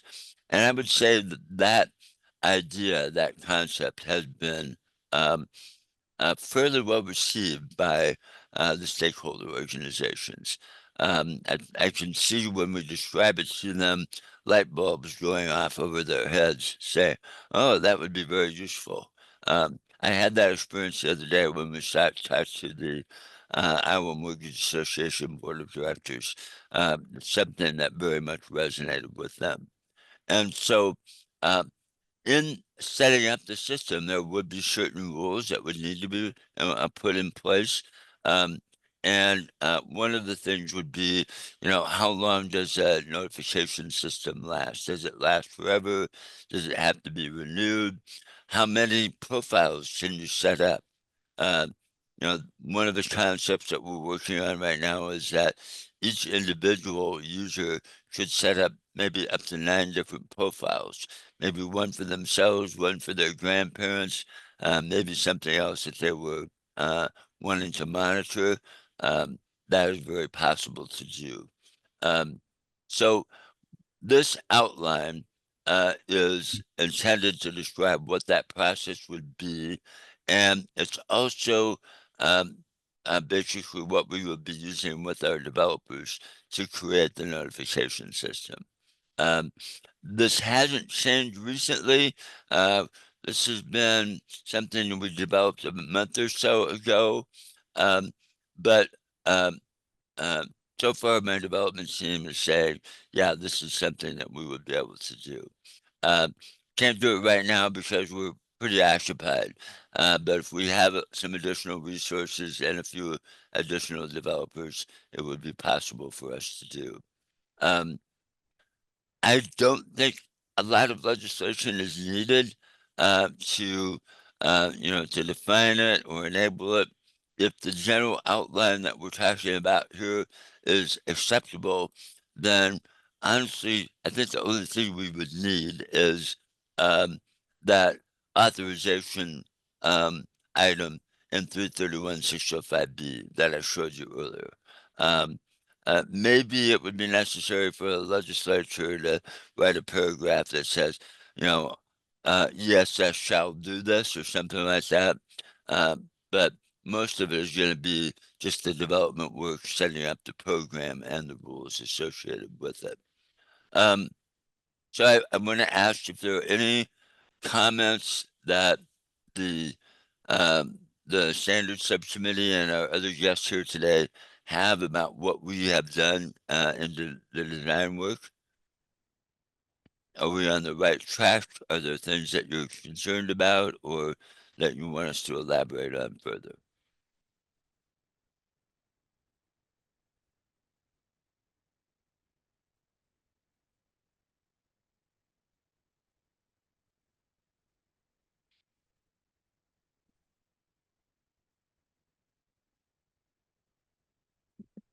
This isn't related to any particular person's comments, but I did get the question the other day from a person in the IMA group who said, well, when would all of this take effect?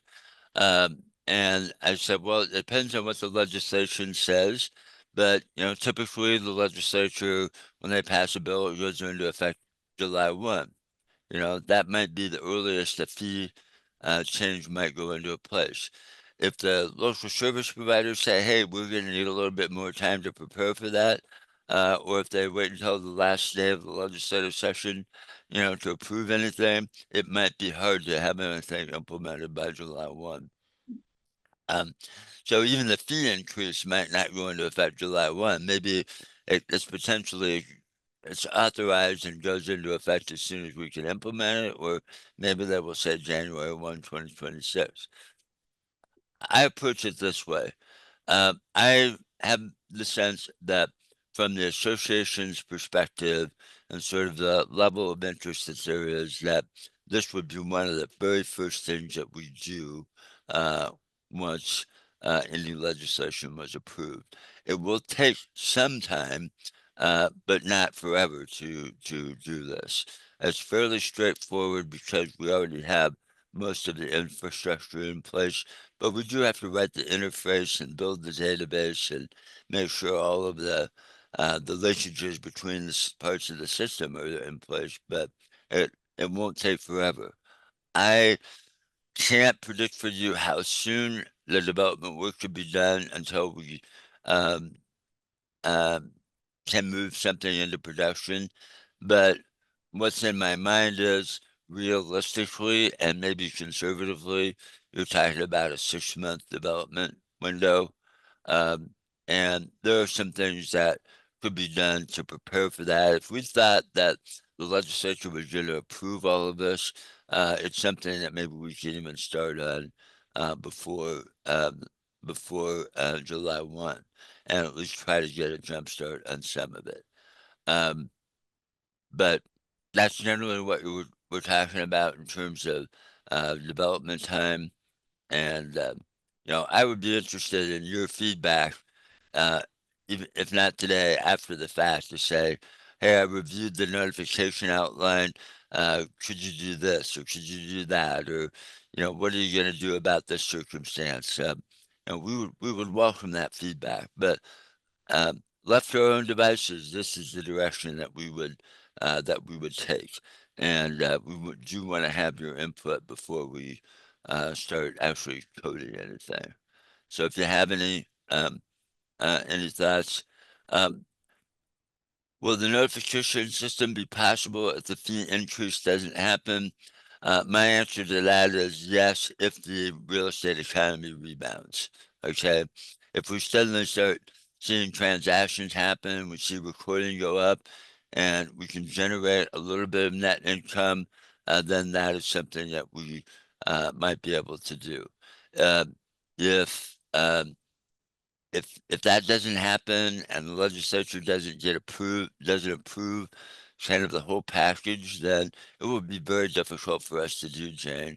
And the reason for that is, right now I have 2.5 developers, and Kelly is spending almost all of his time keeping the system running, and we're doing a migration. We've done a migration to the cloud because of the hiccup that we had with our operating system licensing provider.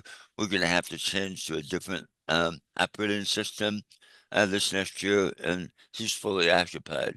And Myrna, the other full-time member of our team, we're trying to get all the service providers moved to our updated APIs, and holding everybody's hand to get that done takes a lot of time.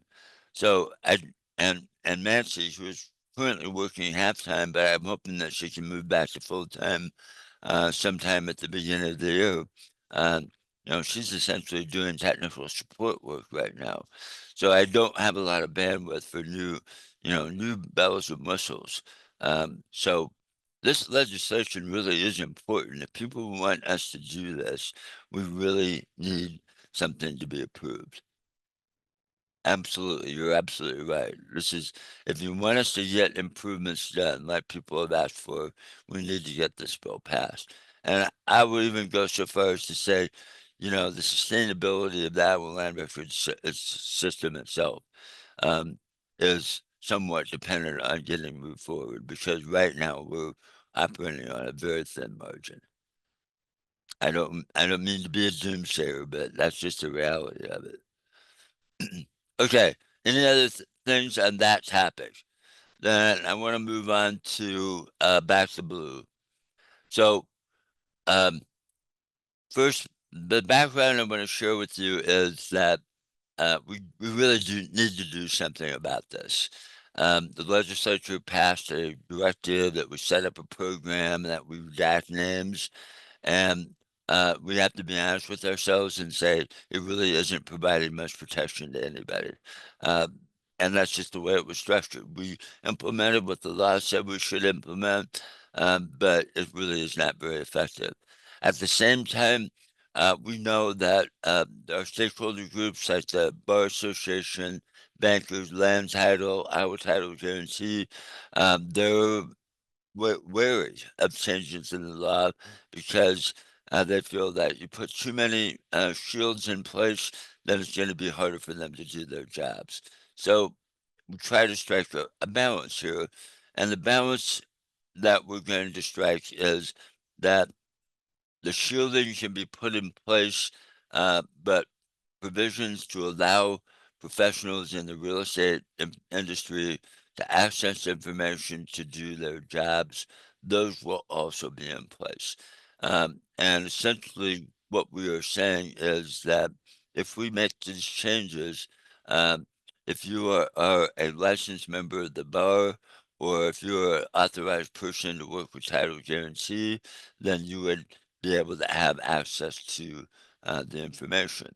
And the way it would work is that we'll create a new class of user that has permission to access shielded information.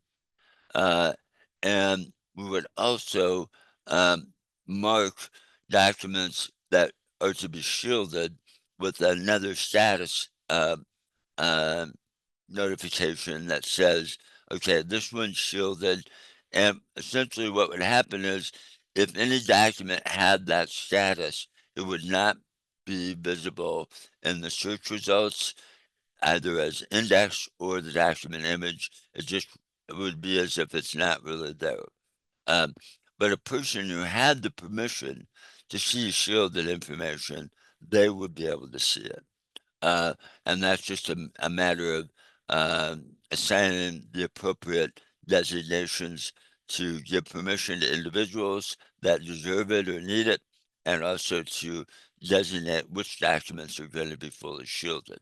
It is possible to do that. And there are two reasons why we should do it.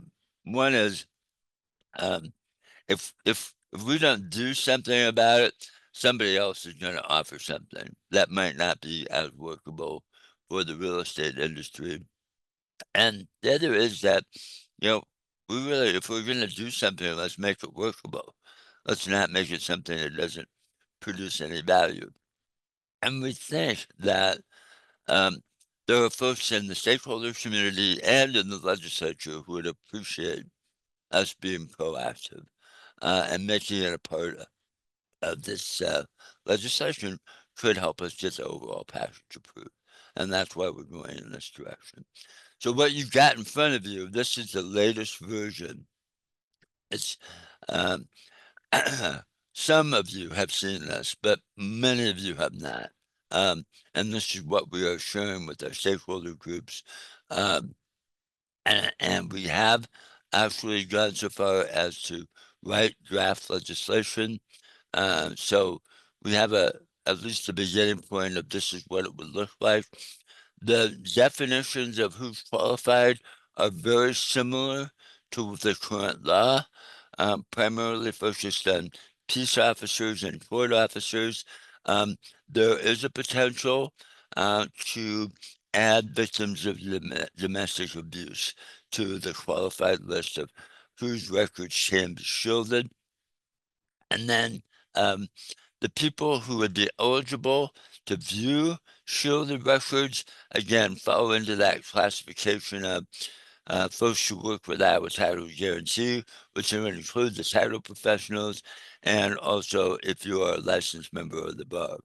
And part of the reason for going that direction is because um, um, they have a code of ethics that they're supposed to live up to, right?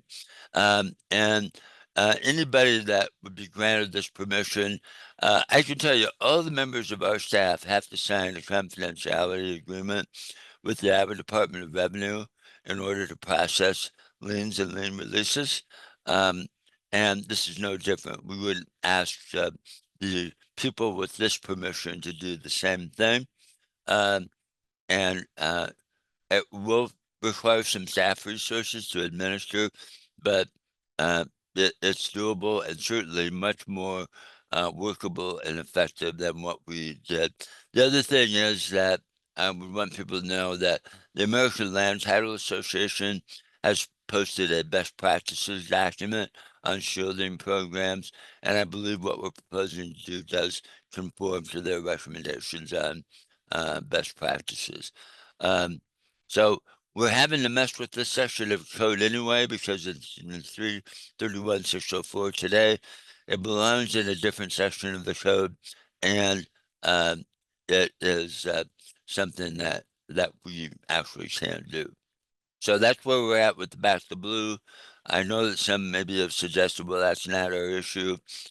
Unfortunately, or fortunately, depending on your point of view, it's in our section of the code, and we have to do something with it.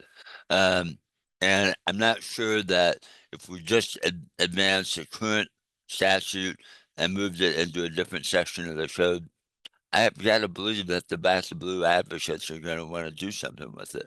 So I'm kind of a believer in being proactive, and that's why this is here. Comments, I'm looking in the chat pod. Is there any comment or suggestion that anybody would like to offer on this topic?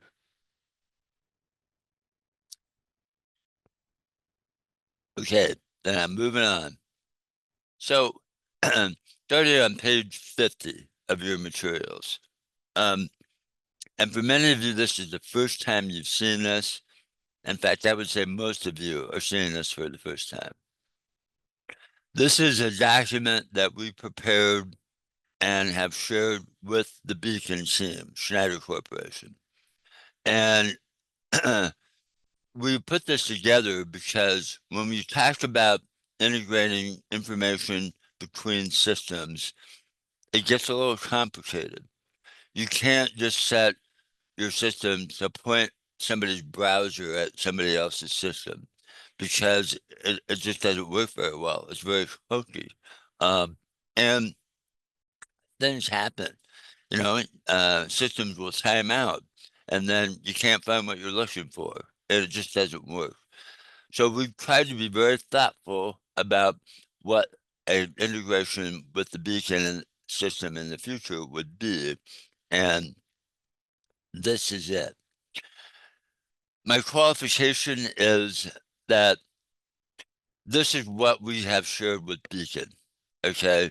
And where we're at is that Beacon, this is in Beacon's hands right now, and they're looking it over, and I don't know what they're going to say.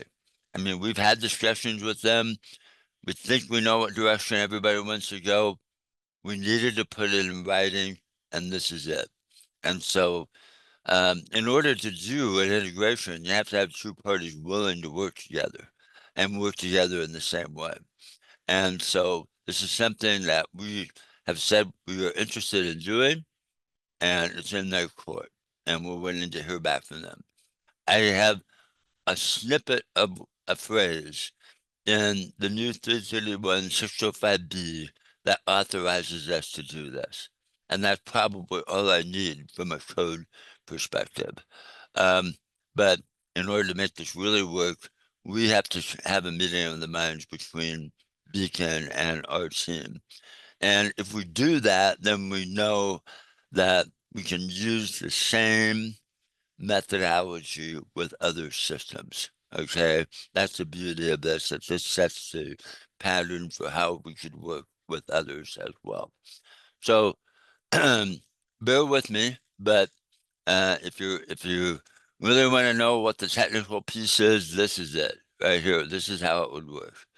And in simple terms, imagine that a user goes to the Beacon website, which looks the opening looks like this, okay?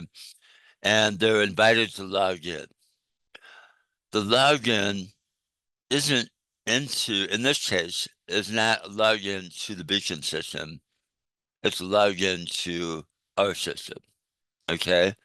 So imagine you're a user, you go to the Beacon system website, you log in to a page like this, and when you log in, you're actually logging into Iowa Land Records, okay, behind the scenes. You don't see it that way. And we authenticate you, and then you are taken to the search page in the Beacon system. You don't see our land records pages because all you've done is authenticate with us. And the reason we would do that is because we don't want our land records users accessing our information. We want to control that. And so a user of this system would then have access both to the Beacon system and to our land records. And if they started out here and they logged in to our system, one of our registered users, then they would be presented with a search application for Beacon, and they would be able to search for property using the Beacon system. And when they got to a property that they wanted to research, then on that system, they would see all of the Beacon information, and then there would be a link that allowed them to view information from our land record system, and it would display on the Beacon system. So imagine that you're on the Beacon system and you were um, uh, wanting to see a deed. Basically, that deed would display right on the Beacon webpage. Okay, and that's the benefit. ILR user access to the Beacon system, because they're already an ILR user, they would have permission to see the image through that system. Let's go the reverse way. Let's go the reverse way, and somebody logs into our land records. And if you're familiar with our search application, which you should be, you go to the index information for a particular record that you search for. And on that page, you would see a new link. And that new link would take you to a page on our land records, and it would display information about that property that comes from the Beacon system. And all of this goes back to This diagram that basically says, here's how we're going to be sharing information. And instead of trying to have to go back and forth between just two different websites, the information that we want to share is shared on the site that that you started with. But everybody is an ILR user. You've registered with ILR. You've been vetted by the ILR team. We know who you are, and you just have special privileges that other people don't have, and we have control over it from the standpoint of we're not just letting God Q Public into this. You have to be a registered user with ILR. Carolyn has entered a question in the chat pod. It says, was an RFP required for choosing Beacon, or can the provider be chosen by committee? Um, I would, my answer to that is no, there was no RFP. And the reason is we're not buying anything from Beacon. This is a collaborative arrangement where there's mutual benefit. Beacon would be responsible for doing their own development work. We wouldn't be paying them for it, and vice versa. They wouldn't be paying us to do it. It is an organizational agreement. You may not be aware of it, but we've been working with Beacon under a collaborative agreement since 2012. The link between our systems was broken. We had to break it when we rolled out a new search application, and so uh, it doesn't really work anymore. If you go to the Beacon site, they've been kind enough to put in a reference on their pages directing people to Iowa Land Records if they want to see the documents. But the idea is to see if we can work together to make a system like this work. The other thing that I wouldn't describe it as something that is appropriate for an RFP is that potentially we might want to do the same thing with other systems. And that is, and I don't want anybody to run out and say we did this, but, there are other systems that are used by assessors and auditors to display the information that they have access to. And you could set up a similar type of an arrangement. And the fundamental idea is, we're a public entity that is charged with facilitating access to public information. And even though they're a private company, they're working in service to the assessors. They represent or serve, I think, over 80 counties in Iowa. And so really they're the organization that makes the most sense for us to start with because they represent most of the counties in Iowa. So that's how we arrived at this point. So generally, that's the way it would work. And I'm going to skip ahead and not go through this whole thing, but I want to just show you, we have identified a set of counties that would be pilot counties that we would start working with. We would do this with the permission of the county. And the types of data that from Beacon that could be displayed on the ILR sites that we can't do right now because it's not part of your index. So things like property address information, or is it agricultural or commercial or residential type property? When was the most recent sale? What was the amount of the sale? You can't get any of that in Iowa Land Records now. But if we do an integration agreement, and this all presumes that Schneider Corporation and Beacon agree, you would be able to access information without leaving Iowa Land Records and going to a different website.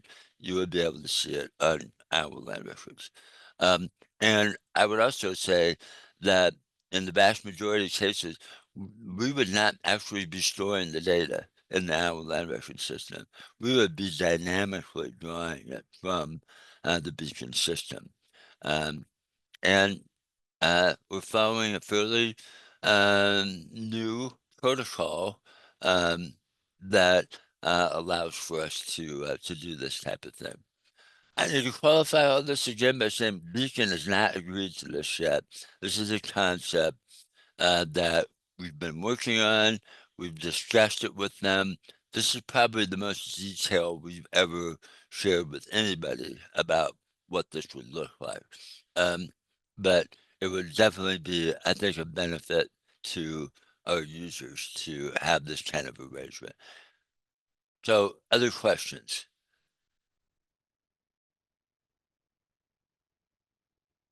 Okay. I'm moving on because I know I would not break your hearts if we got done just a few minutes early. So the next project that I want to share with you is a project that we're doing, and we're planning with the surveyors.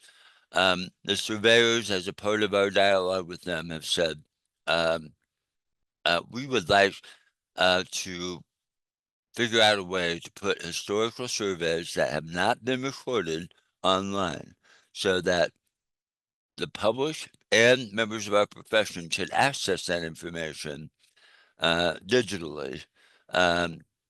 Because right now it's sitting in a drawer in another surveyor's office that they don't give access to, and they're just are not providing any value to anybody because they're hidden away, and they're not on somebody else's website. They're just not accessible at all.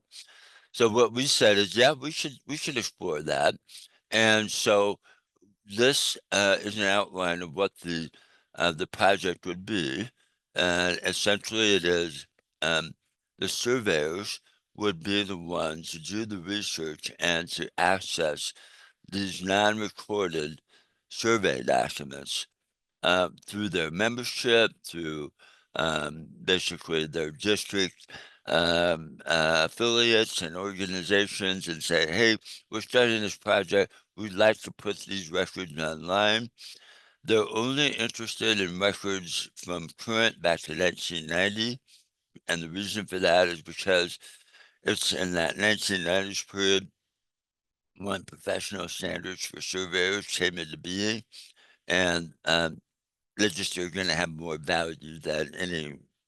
An older record would be of interest, but not really professionally useful. So the newer records from 1990 on would be the list. And then what we would be doing with them is basically creating an electronic database of those records, uh, and then potentially hooking up to a search application that we would create or leverage one that we already have to provide them with accessibility. What you've got here are basically two tasks that they would be performing, not us. One is gathering and digitizing the images. Uh, we've set up a Dropbox account, sub-account of our Dropbox account so that they can upload those images to our system. And I've actually tested this with 3 other surveyors, and it works. So we would receive the digitized images from them, and then we have asked them to do the work to create the index information. Okay, so it wouldn't be us doing the indexing, it would be them, and they'd be using information that they would find directly on those documents that would be uploaded. And then once we receive them, we would probably use some type of mechanism to put an indicia on them that says not recorded, something like that that would distinguish it from a recorded document. And then somehow create a search tool so that people can find them searching by surveyor name or maybe by county name, something else.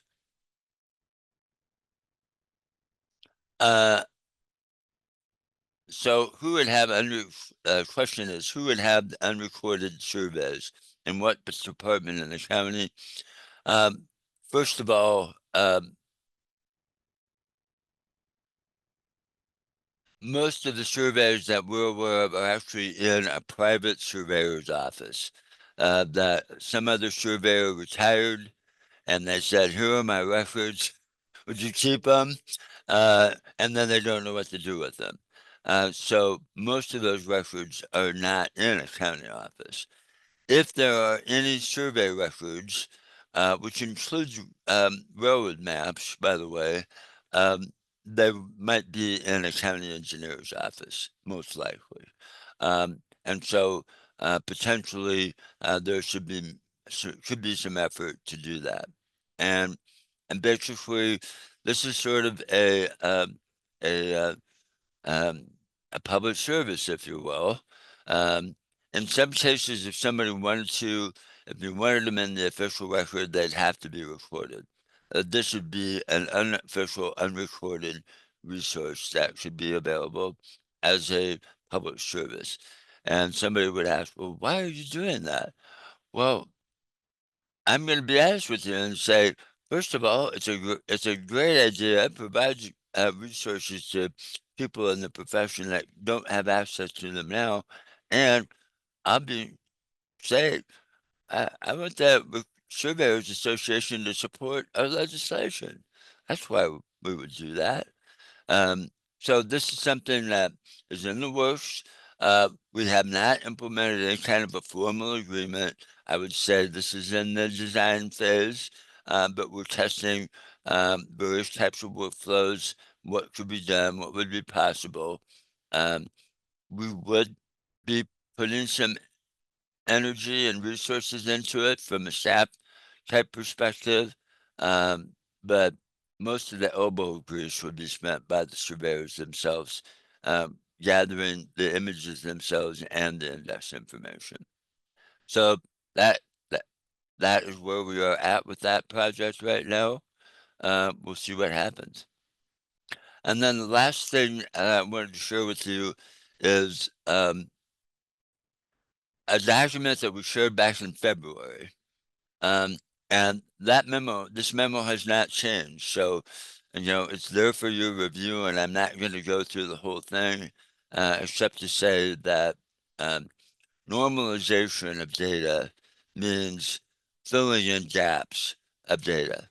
So, when did you all start parsing your location information into section, township, and range?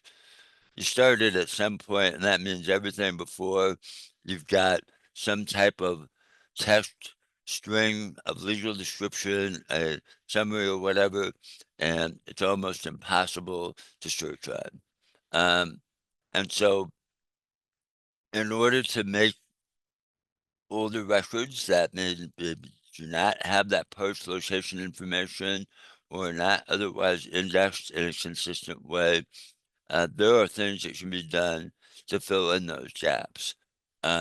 Some of it involves extraction of data from maybe some fields that you have that don't separate out the information.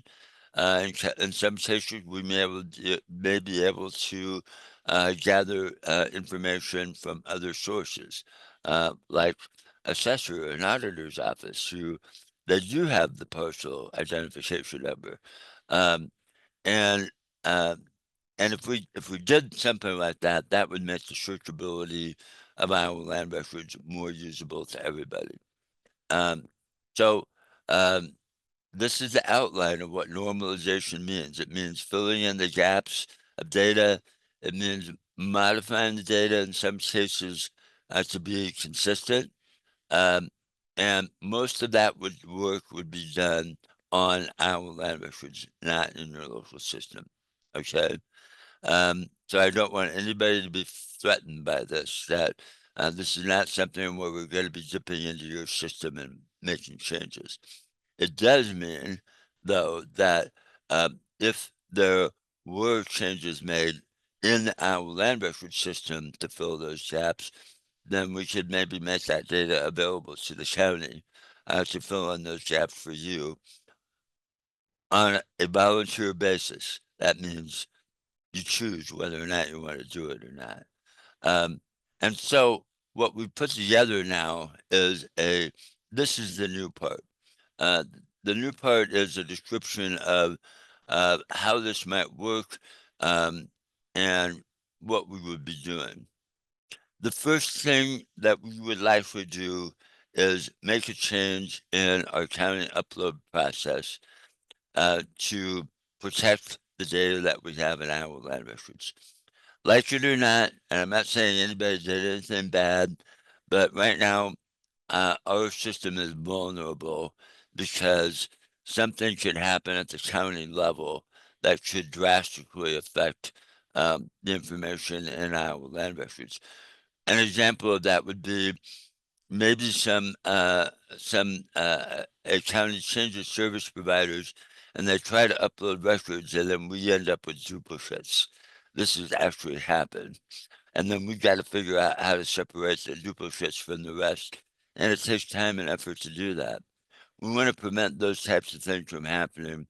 And one of the ways that we would propose to do it is to set up a rule that a county would have 30 days to complete their indexing. Okay, so do your initial indexing, get it recorded, go through whatever proofing process that you have to make sure everything is there. Leave yourself time to fill in some of that information that you were busy that day and you didn't have time to do it. Or maybe somebody brings you new information that needs to be added, like, oh, a new postal identification number, for example. And once that 30-day period ended, then we would lock that data down and say, okay, you can't automatically update that anymore. We would ask you to do the same thing you do with images, and that is if you need to replace an images, contact us.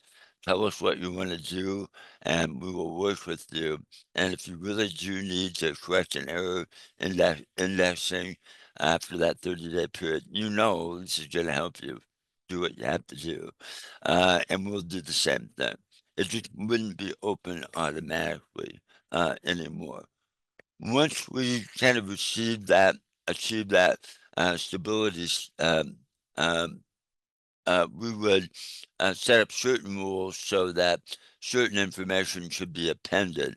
So, for example, if a new document got recorded and you needed to add an associated reference to a previously recorded document, we would let you do those types of things. We're not saying we want to do everything manually going forward. Then, we would be able to modify our API so that if a county wanted to, if we had certain information that maybe you didn't have because it wasn't parsed back in a particular year, we might be able to set it up through our API so that your service provider could just retrieve it from the Iowa land record system and then work with you to insert it. I guarantee you, we would never do this without the knowledge of the recorder. It's something that we would want the recorder to be involved in to make sure that the data was right. But it is a resource that we can provide that could be mutually beneficial. And then I, I guess I would just say that some of the information that might be of interest to you would be things like post location information in years where maybe you hadn't done it before. Maybe postal identification numbers might be something that a county might be interested in. Uh, we don't know what those things are.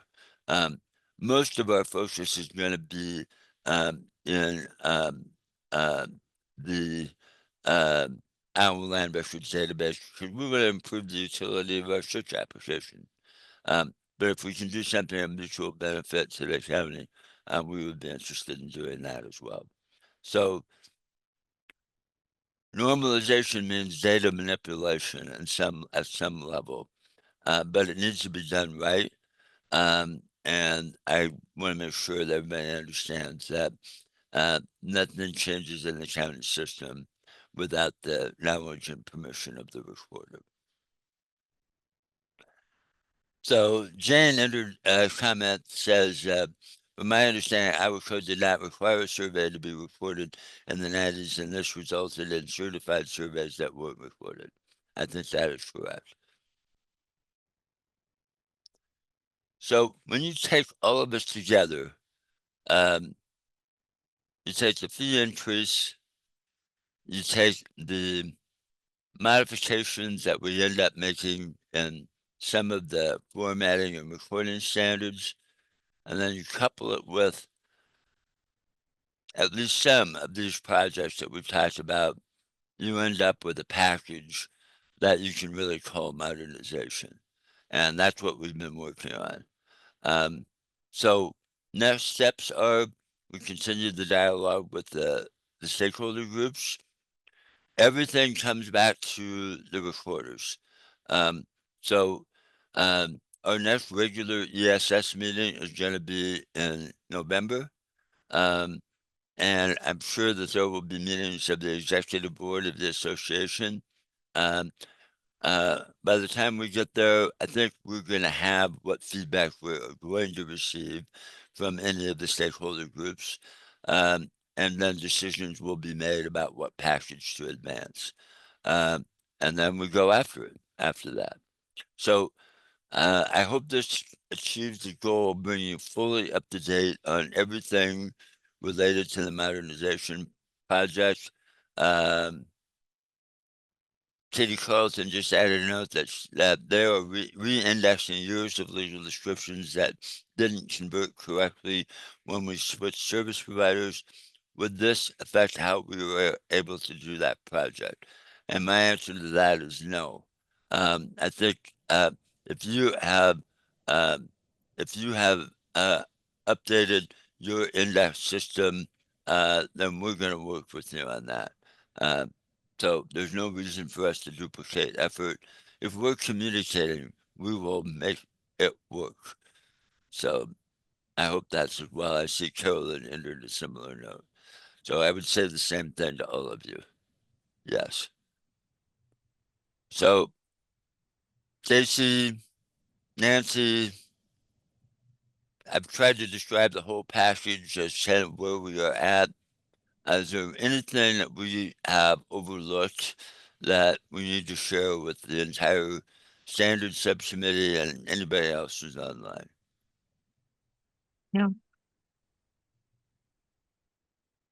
No, did a good job. Lots of good stuff. I think we'll leave it there then. So next steps are going to be we have a few more stakeholder meetings ahead of us. And as I said, ESS committee meeting in November, I think will be an important milestone when we make our best efforts to pull everything together into a single package that would be part of a bill that ultimately we would want to have filed as a study bill. In the meantime, everybody, keep working with census to do your outreach to your supervisors and your legislators. And thank you for all of your support and effort. Any final words? Okay, Thank you all. that's all we got. Have a great day. Bye-bye. Thanks, everyone. Have a good day. Bye bye.